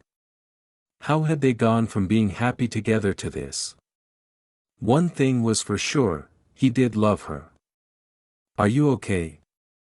Are you hurt? She took a shaky breath. Just a little sore, but I'm fine. I wish it was me in there instead of Micah. He doesn't deserve to be hurt. I'm supposed to protect him. I'm his mom. It wasn't your fault. I ran a red light. Of course it's my fault. You were trying to get him to his game. I know you would never intentionally put him in danger. You were just doing what you had to do, just like you've always done as a parent. You're a good mom, Liv. She pulled away and faced him. Her expression was wary and unsure. You're not upset at me. You don't blame me. Taking a deep breath, he released it in a long sigh. If anyone's to blame, it's me. I was supposed to drive Micah today. If I had, this wouldn't have happened. She looked down at her hands, so he couldn't see her face. When she spoke, her voice was barely above a whisper. I want to blame you, but, Mrs. Chan. A middle-aged doctor appeared at the front of the room, scanning the faces around him. Olivia shot to her feet. "I'm Dr. Kavanaugh from radiology. This is your husband, I presume?" Noting Olivia's hesitation, Matt stood and answered for her. "I'm Micah's dad. How is he?" "Good news. He's doing fine. The CAT scan came back and there's no sign of internal bleeding. He's free to go home. One of the nurses will bring him out." "Thank you, doctor." Olivia turned to Matt with a relieved smile. "He's okay." He lost his balance for a split second as she threw her arms around him. For a moment, he didn't know how to respond except to bury his face in her hair, losing himself in the familiar vanilla scent of her perfume. He brought his arms around her waist and gave her a gentle squeeze. He was holding Olive again, but more importantly, she had reached out for him. The circumstances that brought about this reunion were so wrong, yet everything about this moment felt so right. He knew at that instant that leaving his family was the worst decision he'd ever made. Chapter 4. Present Day. Matt. "You still love her, don't you?" Matt's brother-in-law asked. "Of course I do. Why else would I have come?" Matt adjusted the earbud connected to his cell phone and reached over the center console of the rental car for his coffee. He took a large gulp, hoping the caffeine would kick in soon. He'd hardly gotten any sleep last night before waking up at dawn to catch the first available flight to Oahu. Now if Brian would give him the information he needed, he could get on with his plan. "If you're done grilling me, can I please have your address? Only if you promise not to take the easy way out again. All marriages go through rough patches. You can't leave just because things get hard. I know. Trust me, I'm sticking around for good this time." "All right." Brian relayed the directions to his house and left Matt with a word of encouragement before hanging up. "I'm pretty sure she'll give you another chance. I'll be praying for you too." "Thanks, man. I appreciate it. Let's talk more later. It'll be good to catch up." Matt pulled up the GPS directions, then shifted the Jeep into drive and exited the airport parking lot. He turned onto the main road and headed south on Highway 72. Based on the current traffic conditions, he would arrive at Brian's house at 1:15. That would leave plenty of daylight for him and Olive to explore the island, assuming she would go with him. He'd taken a leap of faith in coming after her, and it was all based on a conversation they had had years ago. He promised her they would come to Oahu one day and visit all the locations where her favorite TV show had been filmed. The trip they intended to take after college got postponed with the pregnancy, and eventually it made its way to a bucket list of things to do once Micah got older. But Olive ended up taking the trip without him. It hurt when he found out about her plans, but he understood that he had broken the ultimate promise when he packed his bags a year ago. He switched on the radio, hoping to fill the silence that even the pouring rain couldn't drown out. Ever since the separation he realized how much he disliked being alone, despite the fact that solitary life had been his MO as an only child. And work, no matter how much time he devoted to it, was a poor substitute for companionship. He turned the dial to sample the different stations until his ears picked up on a familiar tune, King and Country's upbeat song, "It's Not Over Yet." He smiled as he listened to the lyrics that seemed so appropriate for his situation. Leaving the past behind. New beginnings. A season for redemption. It could be the anthem for his and Olive's relationship. They had struggled so much over the years, and unfortunately, they had let the hard times tear them apart. But no more. He was ready to commit through the good and the bad. He couldn't wait to see her, but first, he needed some supplies for their trip. Spotting a shopping center on the right, he pulled into the Kahala Mall and found a grocery store much like the one they frequented back home. He picked up some sandwiches and drinks, making sure to grab a bag of taro chips before heading back onto the road. Soon after, the scenery changed as he drove out of the city. The highway circled the island, surrounding him with brown and green mountainous terrain on one side and the Pacific Ocean on the other. Matt's breath caught in his throat when he glimpsed the water. Despite the dark clouds overhead, the sea reflected vibrant hues of blue, culminating in white waves that crashed along the shore. Some parts of the ocean reminded him of polar blast-flavored Hawaiian punch, the fun gift Olive had given him after her 20-week ultrasound appointment. She'd been right all along about having a boy. Maybe it was Mother's intuition, but Olive's accurate prediction proved she'd be a natural at parenting. He, on the other hand, had never even held a baby until that day in the delivery room. As a dad, he tried his best to help out at home, but it became easier to focus on what he was good at, his job. And once he dove into work, it sucked him in. Away from what was important, his family and friends, even God.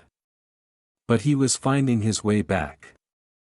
The GPS indicated he was approaching his destination. At the next exit, he turned off the highway and made his way down a residential road toward a white one-story house. He parked and opened the car door, bracing himself for the balmy gusts of wind blowing the palm trees along the street. He jogged up the long driveway and said a quick prayer as he rang the doorbell. After the longest minute of his life, the door opened. "Matt? What are you doing here?" Those wide brown eyes peeking around the door immediately set his heart and mind at ease. This reunion with Olive was where he was supposed to be. Surprise! The door opened wide and she pulled him inside. "Come in. You're soaked." He looked down at himself, only realizing then how wet he'd gotten running up to the house. His white short-sleeved polo shirt stuck to his chest and drops of water fell from his head onto the tile floor. "Looks like I'm the drowned rat this time," he laughed while running his hands through his hair. She yelped and stepped back. "Hey, you're splashing water all over the place. I'll get you a towel." Gesturing to the adjacent living room, she added, "Have a seat. I'll be right back." He thought he heard her chuckle as she left the foyer. He took off his sneakers and walked over to a sofa littered with toys and books. By the time he sat down, Olivia was back with a large towel and a navy blue t-shirt. He took them from her with a smile. "Thanks." "Sure. That's actually your shirt. The one you left when you," she paused to chew on her lower lip, "stayed over that night. I've been meaning to return it to you." He held up his old college memento to reveal 3 gold letters that read UCB on the front. "That's where it went." Why did you bring it here? You couldn't have known I was coming." Her cheeks turned a bright shade of pink that matched her sleeveless top. She crossed her arms and shrugged nonchalantly. "I like to sleep in it. It's comfortable." He nodded, trying not to make a big deal out of Olive's admission. He focused on changing his shirt and toweling himself off, but he couldn't help but grin. At least she was being honest. He may not have remembered leaving it with her, but he did recall being very distracted that night. It was the main reason why he thought they still had a chance of getting back together. She spoke again, breaking the silence. "You didn't answer my question.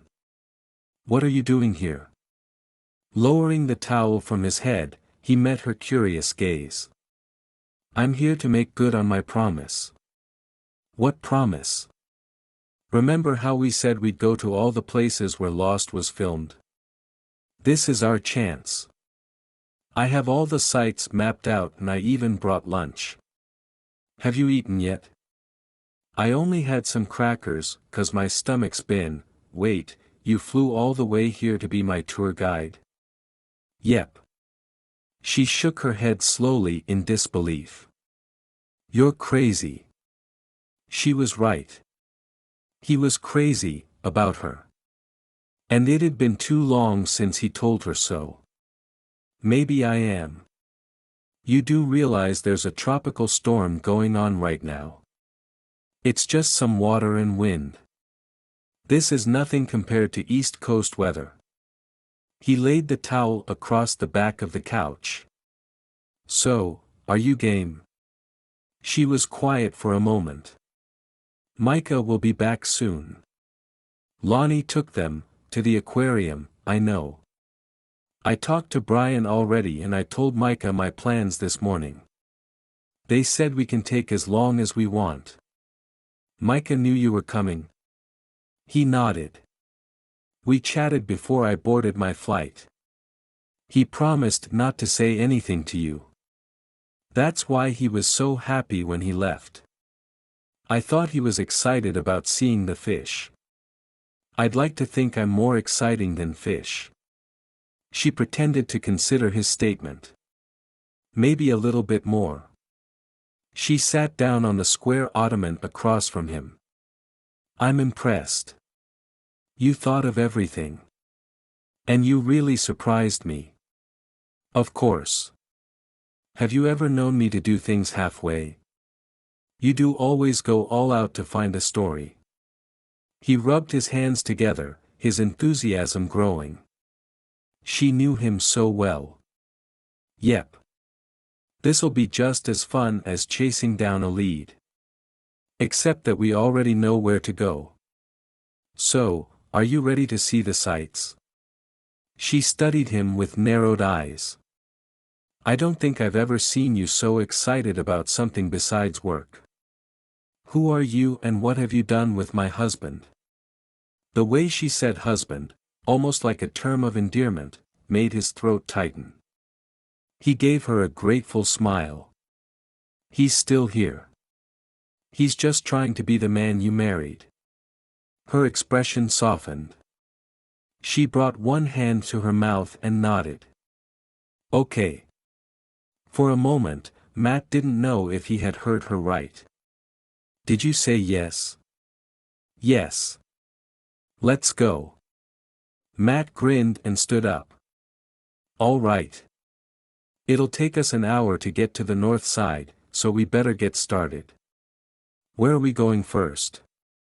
The beach camp. She sprang to her feet. The beach camp where they lived. What are we waiting for? Come on. This was the Olive he fell in love with. Spunky. Optimistic. His best friend. And he was on his way back to being a guy worthy of her love. Chapter 5. 1 month ago. Olivia. Bah, can you stay tonight? Olivia spun around in the doorway of Micah's bedroom in time to see Matt take a step back toward the bed. She opened her mouth to answer, but stopped herself. Matt paused for a beat, rubbing the back of his neck, then bent over to kiss the top of Micah's head. I can't, buddy. But I'll pick you up from school tomorrow. As Matt pulled away, Micah grabbed onto his sleeve. What if I have it again? The bad dream. Hey, you haven't had one for weeks now. You'll be okay. And Mom's down the hall if you need her. Please, Bah. Olivia couldn't bear to see the panic taking over Micah's small frame.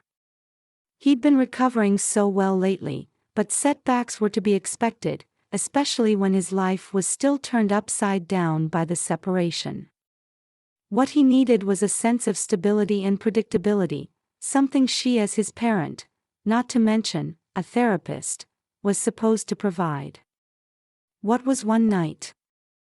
It was the least she could do. Matt, If you want to, you can stay, she nodded toward the guest room, across the hall. Her invitation produced the biggest identical grins on Matt's and Micah's faces, and she couldn't help but smile herself. Is that a yes? Yeah. Micah responded for his dad. Can you make French toast for breakfast tomorrow? Sure thing. Turning to Olivia, Matt asked, do you have eggs?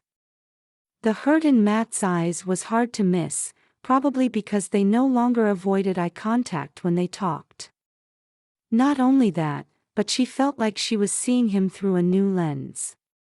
The slight gray at his temples, the laugh lines around the corner of his eyes, all the things she only recently discovered made her look at him a little longer.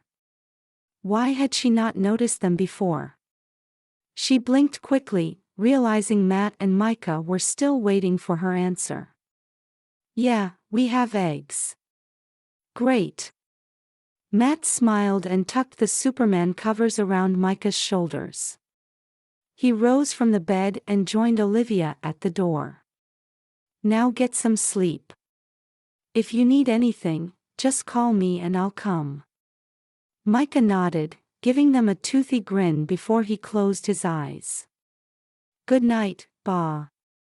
Good night, Mom. Good night, sweetie. Olivia turned off the light and pulled the door closed.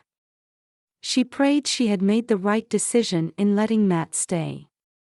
She didn't want to give Micah a false sense of hope that they were getting back together. But maybe there was a chance they could salvage their relationship. The last 2 months after the accident had been surprisingly positive. Matt had been coming over for dinner several nights a week and even attending church with them on Sundays. He seemed like a different man, one who paid more attention to her and Micah than to his work emails. They were getting along so well, talking and laughing and planning their time together, that sometimes she wondered how they had ever grown apart. She turned to face him, surprised to find her heart rate picking up speed. Do you need anything? A toothbrush? Towel? No, I'm good. I've got stuff in my gym bag in the car. He gestured to the hall closet and added, if I do need anything, I know where to find it. Of course. Nothing's changed, so help yourself. Even as the words left her mouth, she realized how foolish they sounded. So much in fact had changed. The framed photos of the three of them hanging on the wall behind Matt proved it. He was part of the family, yet here she was treating him like a guest. I'm glad you're staying tonight. It means a lot to Micah. Well, I appreciate you letting me stay. She nodded with a tight smile. I'm going to sleep now. Good night. I'm going to watch some TV before I turn in. You want to join me? He called softly down the hall after her. Olivia slowed her steps upon hearing those familiar words. Once upon a time, she would have jumped at Matt's invitation. Cuddling with him used to be the highlight of her day, and she so missed the intimacy they once shared. Something in his voice, the hopeful, nostalgic sound of it, caused her to turn around. That's how she found herself a few hours later sitting on the couch with her estranged husband and a bag of taro chips between them. Despite not having been alone together since the separation, everything felt natural. Seeing Matt lounging on the couch and hearing his occasional chuckles filled a void in the room and in her heart. For the first time in a long time, she found herself enjoying the show and not just watching images flash by on the screen. Halfway through an episode, Olivia reached for the bag and bumped into Matt's hand as he did the same. The brush of his skin against hers sent a rush of heat up her arm. Sorry, I didn't see you. You go first. Don't be sorry. The intense longing in his eyes surprised her, but not as much as his next move. He moved the chips to the floor and bridged the distance between them so that they were face to face. He reached for her hand and ran his thumb across her knuckles, sending long-forgotten flutters through her body. "Matt, what are you doing? Doesn't this remind you of us back in college? Sitting on the couch watching a show. Sharing a bag of chips." Yes, and no. It was a different time and a different place, but the same spark was there. Olivia couldn't deny that. It was just her and Matt again, a little more weary and broken, but their connection was just as strong and true as the first time he held her hand. She closed her palm around his fingers, grateful for the chance to touch him. "I remember how surprised I was to find out you liked me. I thought you saw me as Brian's annoying little sister who hogged the TV. Maybe I did in the beginning, but you grew on me. I couldn't get you off my mind any more than I could get you off the couch. So I had to join you. That was the best decision I ever made." Olivia wondered if her decision to join Matt tonight was equally as good. If the way he was looking at her was any indication, she had no regrets. "I'd have to agree. We were pretty good together." Matt tilted her chin up. "We still are. We still can be, Olive." Olivia swallowed hard. With one word, she was transported back to happier times, before the struggles and the heartbreak. With one word, she also saw a glimpse of their future. "You called me Olive." Matt's mouth twisted in a wry smile. "You never did like that nickname." No, I like it." She squeezed his hand in affirmation. "I might even love it." "You do?" She nodded, encouraged by the hopefulness in his tone. "I love how you're the only one who calls me that. It's been a while since I have though. I can't remember when I stopped. It doesn't matter." After everything they'd been through together, she was grateful for a chance to go back to where they started. "Just don't stop again." "I won't," he promised, his voice firm and sincere. He brought one hand to her face, gently caressing her cheek. "Olive, can I ask you something?" His touch opened up her heart like a flower basking in the warmth of a new day. She could no longer deny what she knew to be true: she had never stopped loving him. "Yes, anything. Is it okay if I kiss you?" "More than okay." And with the first of many kisses, Olivia lost track of everything, other than the feeling of Matt's lips on hers and his skin against her skin, and woke up to find herself wearing his t-shirt the next morning. Chapter 5. Present Day. Olivia. "It's amazing to see the island in person. Is it what you expected?" Olivia looked over to her left to find Matt grinning. They had been driving for an hour, going slower than the speed limit at times due to the storm. But the scenery, not to mention the company, made the trip more than worthwhile. They were mostly making small talk, but it felt good to get along. "It looks just like what we saw on TV, but better. Everything's so green and peaceful. I can't wait to get to the beach." "Are we almost there?" "We just passed the town of Haleiwa. There should be a path coming up on the right that'll take us to Moku." He squinted at the GPS, Mokulea Army Beach. "I'll keep an eye out for it." Even though her eyes were supposed to be on the road, she couldn't help but steal glances at Matt. She had a hard time wrapping her head around the fact that he had flown to Oahu to surprise her. When he could have been chasing after a story, he was here chasing after her. "I can't believe you're here and we're actually doing this." "You better believe it." He took her hand that had been resting on the center console and squeezed it. "There's no place I'd rather be." The back and forth motion of the windshield wipers resembled the state of her heart. She felt torn between trusting this man she loved and protecting herself. But if they were going to have a shot at mending their marriage, she had to put it all on the line. She took a deep breath and forced herself to say the words weighing on her heart. "Do you mean that?" "Of course. It's the truth." "Then, why did you leave? You knew everything I went through with my dad and what it did to me. How could you do the same thing?" He glanced over at her, his expression sad. Heavy beats of rain pouring on the roof of the Jeep echoed in the silence. "I think we're here. Let me park and we can talk." He craned his neck as they passed a bright yellow sign, then pulled into a dirt area across from it. He turned the engine off and faced her. "Olive, the one thing I've regretted the most in my life was leaving you and Micah.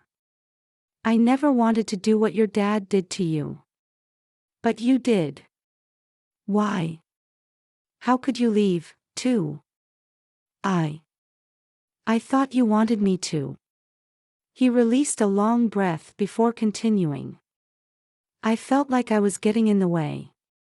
You had your plans and your dreams and they didn't seem to include me. You'd been pushing me away for years, I pushed you away. How can you put the blame on me? You didn't want me around. You never had time for me. You made it seem like you didn't need me anymore." Her face heated upon hearing Matt's accusation. "That's because I got used to doing things by myself. I had to because you were never home. You were so caught up in your job, I was trying to do my part to support our family. Stop using work as an excuse. You always chose your job over us. No one forced you to.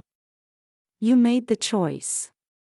Just like you made the choice to break your promise." He threw his hands up in frustration. "This again. Are you going to keep blaming me for the car accident? What are you talking about? I never blamed you for that. It was my fault, I was the one driving. What I do blame you for is breaking our marriage vows. You left us. You left me. You didn't give me much of a choice. Whenever I tried to talk to you or even touch you, you turned me down. What was I supposed to do? A guy can only take so much rejection." The fear and grief Olivia had locked away for far too long surged to the surface. She tried to hold back her tears, the last thing she wanted was for Matt to see her cry. "You felt rejected. You told me for better or for worse. You made a promise and I trusted you. How could you say you loved me," she choked back a sob, "and still leave me? Am I that unlovable?" As soon as the first tear slid down her cheek, she knew she was losing control. She opened the car door and ran out into the storm. She ran as far away as she could from the one person who had hurt her the most. Her feet took her toward the sound of the ocean, past a blue, public beach access sign and down a narrow path shaded by large, fan-shaped palm leaves. She heard a male voice calling out to her, but soon lost track of it when she stepped off the path onto wet sand. The roar of the waves was her only companion as she turned left to run down the beach, her tennis shoes leaving temporary prints along the way. She kept running, not caring that she was dangerously close to the rising tide. A tall wall of water rose, its crest peaking in a flash of white before pounding onto the shore. The loud crash caused her steps to falter and she fell, her bare knees scraping against the sand. She collapsed on the ground and gave in to her tears. So many emotions poured out of her, raw and unfiltered. With each heart-wrenching sob, the wall around her heart shattered like glass. Her defenses fell and she finally allowed herself to feel. anger, abandonment, sadness, and remorse. The first few emotions made sense to Olivia, but the last one she didn't expect. But something Matt said had touched a nerve, or maybe her heart. Had she pushed him away? All her training taught her that both spouses played a part in a relationship's demise, but her pride didn't want to admit her fault. Between the two of them, she was supposed to be the expert on marriage.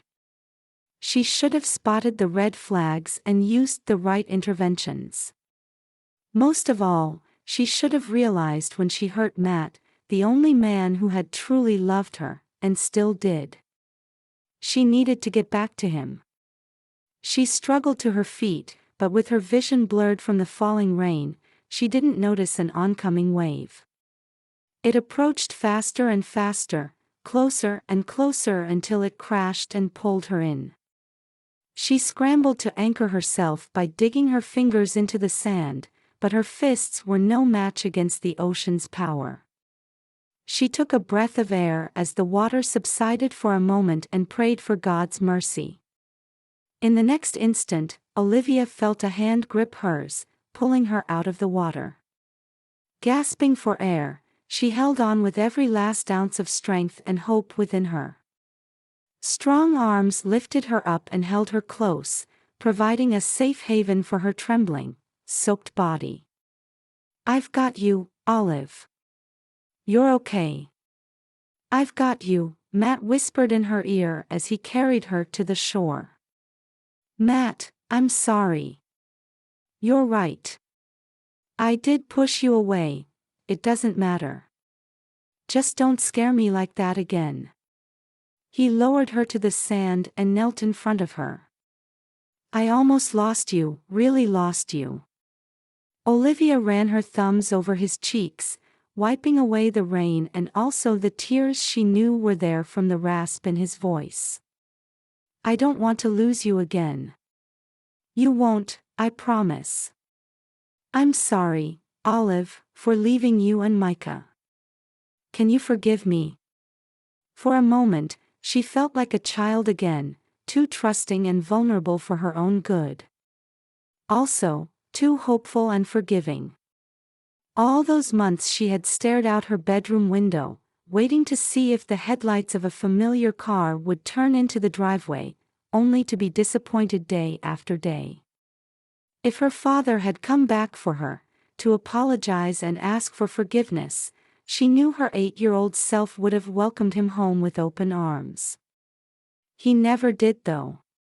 But here was Matt saying and doing the very things she longed for. How could she not forgive him? How could she not extend the same mercy and grace to him that God had given her? She nodded, finally able to release that part of her heart. "I'm sorry, too. I'm sorry I made you feel like I didn't need you. I do need you, so much that it scares me. You don't have to be scared. I will never leave you and Micah again." He took her hands from his face and held them to his lips, sealing his promise with a kiss. She nodded, though her heart was not fully at peace. But what? What is it?" "It's not just the leaving," she slowly admitted. "Even when you are around, your attention is always somewhere else. When you got that phone call the other night, you were gone for so long, you didn't even notice we left." His eyes lit up in understanding. "Olive, I can explain, Matt, it's okay. I get it, it's who you are. I know you're driven and there's a lot you want to accomplish with your writing. That's what made me fall for you in the first place. I don't expect you to change. Hey, let me talk, will you? Aren't therapists supposed to be good at listening?" Her chest warmed at the sight of his playful smile. "Yes, but I'm your wife and you're not paying me by the hour. I'm sure we could work something out," he chuckled before his expression grew serious. "The thing is, when we were apart, the reality of not having you and Micah in my life made me rethink my priorities. I knew I needed to make changes. That night when I was on the phone, it was with the editor of the Daily Chronicle. That's one of the biggest papers in the country. He nodded with his brows arched in amazement. I know, it's incredible how God opened the doors for me. I've been freelancing with them this past year. I pitched them an idea and they took it. I'm going to have my own column and I get to work from home. Matt, that's great. She threw her arms around his neck, but then pulled back. But is that what you want to do? What about becoming an editor? I don't want you to give up your dreams, Olive. I am not giving up anything. I get more time with you and Micah, and that means more to me than any job. You guys are worth it. He tilted her chin up to meet his gaze, his eyes reflecting the truth of his words. You know you're lovable, don't you? The tenderness of his touch erased her greatest fear. I knew it before in my head, but I'm starting to believe it now in my heart. I'm done living in the past. I don't want it to hold me back anymore. It's time I forgave my dad, too. I'm happy to hear that. I think this is a new beginning for all of us, for our family. He leaned close and rested his forehead against hers. I love you, Olive. I love you, too. Olivia bridged the gap between them, savoring the salty sweetness of his lips. She held on to him as he deepened the kiss and they tumbled onto the firm, wet sand in a beautiful tangle of arms and legs, recollection and connection. When they parted, Olivia opened her eyes to see Matt lying beside her, pointing up at the sky. She followed his finger and gazed up, surprised to see a spot of sunlight shining through the dark clouds. It stopped raining. Matt, we have to go. I promised Micah we'd go to the beach. She scrambled to her feet and reached for his hand. Come on. Okay. He got up and pulled her close, kissing her one more time. Let's get this vacation started. They ran up the path, hand in hand, back to the car and toward their future. Chapter 6. 8 months later. Micah. The app was wrong. That's what Mom said when she and Ba came back to Uncle Brian and Aunt Lonnie's house to pick me up. The app on her phone said it was supposed to rain all weekend, but it stopped raining that day. Uncle Brian said the eye of the storm, that's the strongest part, just missed the island. The rest of our time in Hawaii was warm and sunny, like I prayed it would be. I also prayed that Ba could come on our trip and he did. Mom was so happy to see him, she was smiling so much her cheeks probably hurt. I told Ba she missed him. Sometimes at night when she thought I was sleeping, I would sneak into the living room and find her crying on the couch. I thought maybe she was watching a sad show, but the people on TV looked like they were on a beach, and who doesn't have fun at the beach?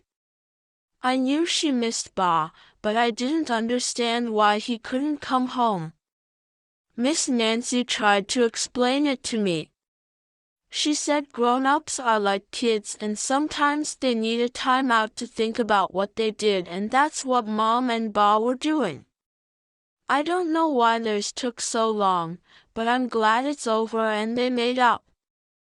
They're happy now, and when they're happy, they kiss a lot.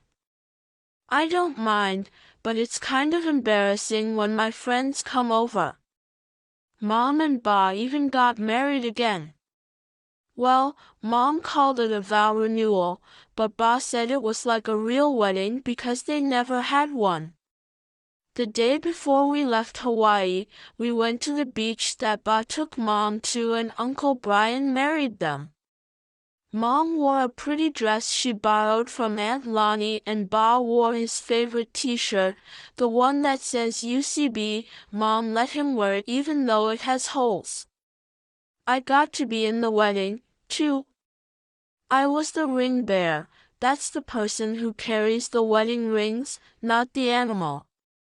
Uncle Brian said my job was really important because the rings let everybody know that Mom and Ba promised to love each other every day, and the promise never stops, just like how the rings go around in a circle and never stop. I hope Mom and Ba heard that part of his sermon, 'cause it was pretty cool. There's one more thing I prayed for that God answered super fast. I'm not sure how he did it, but I know God can do anything. The week after we came home, Mom started getting sick, really sick. It was like the time I had the stomach flu, but even grosser. She threw up a lot and her skin turned green like the Hulk. I started getting scared when she didn't get better after a few days, but Ba told me not to worry. He had seen it happen before. He took Mom to the doctor and they came back with a funny black and white picture to show me. It looked like a big slice of pizza with a black jelly bean in the middle. And in the middle of the jelly bean was a small white jelly bean. Mom said that jelly bean was a baby. That's why Ba and me went to the hospital today, to pick up Mom and my baby sister and bring them home. I finally got to meet Hope. I can't wait to teach her all kinds of things. First, I want to show her how to throw a ball. Mom says not to brag, but I have the best arm on my softball team. Coach even let me pitch every game this year. So I'm going to teach Hope how to throw, as soon as her hands are big enough to hold a ball. Right now, they're super small, like the size of my Lego minifigures, but I can tell she's strong. She's been holding my finger the whole time we've been in the car and hasn't let go, not even once. I'm also going to show her all the cool places to hide in our house. There's the tree house in the backyard and the closet under the stairs, oh, and the basket in the laundry room. That used to be my favorite spot, but I'm too big for it now. I used to hide a lot when I was sad or scared, but I think me and Hope will use those places to play hide and seek. I don't get sad or scared like I used to, and if Hope ever does, I'll help her like Miss Nancy helped me. Hey, bud, how are you doing back there? I see Ba looking at me in the mirror, and even though he didn't sleep last night, he's so happy. His hair's sticking up in the back like mine does when I don't comb it, and his eyes look like a raccoon's, but he can't stop smiling. Or holding Mom's hand. Mom's happy, too. She just turned around and the sides of her eyes are all crinkly, and she's talking in a high voice about how cute me and Hope are. Now she's taking a gazillion pictures of us. You okay, Micah? My face is tired from smiling, so I quickly nod and tell Ba, yeah, I'm fine. I try to sound happy because I am, but also 'cause I think Ba's worried about me. Both he and Mom were surprised when I told them they could put Hope's car seat in the middle and I would sit by the window. I haven't sat by the window in a long time, since the accident. It's a little strange sitting here, but I'm okay. I'm a big brother now and I'm not afraid anymore. Mom says when you love someone, you try to think about them more than you think about yourself. That's what I'm trying to do with Hope. I'm going to take care of her like how Mom and Ba take care of each other and how they take care of me. You're doing great, sweetie. We're so proud of you. Mom's voice is shaky and her eyes are watery, but she's giving me a thumbs up. I want to tell them I'm proud of them, too, that they're getting help from a counselor every week so they won't have to take another time out. But I'm just a kid and kids don't say stuff like that to their parents. Maybe when I'm older I'll tell them. Right now, I'm just happy to have my family back. And I can't wait to get home, 'cause I'm starving. Being a big brother is hard work. Can I have ice cream when we get home? Mom laughs. It's 10 in the morning. Come on, Olive. There's no bad time for ice cream. Ba winks at me in the mirror. We need to introduce hope to our family tradition. All right, fine. Oh wait, I ate the last bag of taro chips when I was in labor. Don't worry, Mom. I pull out a black bag of chips from a paper bag on the floor. We bought some more. We got 2 bags in case you want your own, Ba jokes to Mom and kisses her hand. You're a smart man, Matt. I married you, didn't I? This time Mom reaches over and kisses Ba's scruffy cheek. She leans her head on his shoulder and he kisses the top of her head. See, I told you there's a lot of kissing going on. It doesn't bother me though. It shows me they're happy. That makes me happy, too. The end. Thank you so much for listening to this audiobook. To find out more about Liwen Waiho's other books, please visit her website at liwenho.com. And be sure to subscribe to this channel so you'll be notified when a new audiobook releases.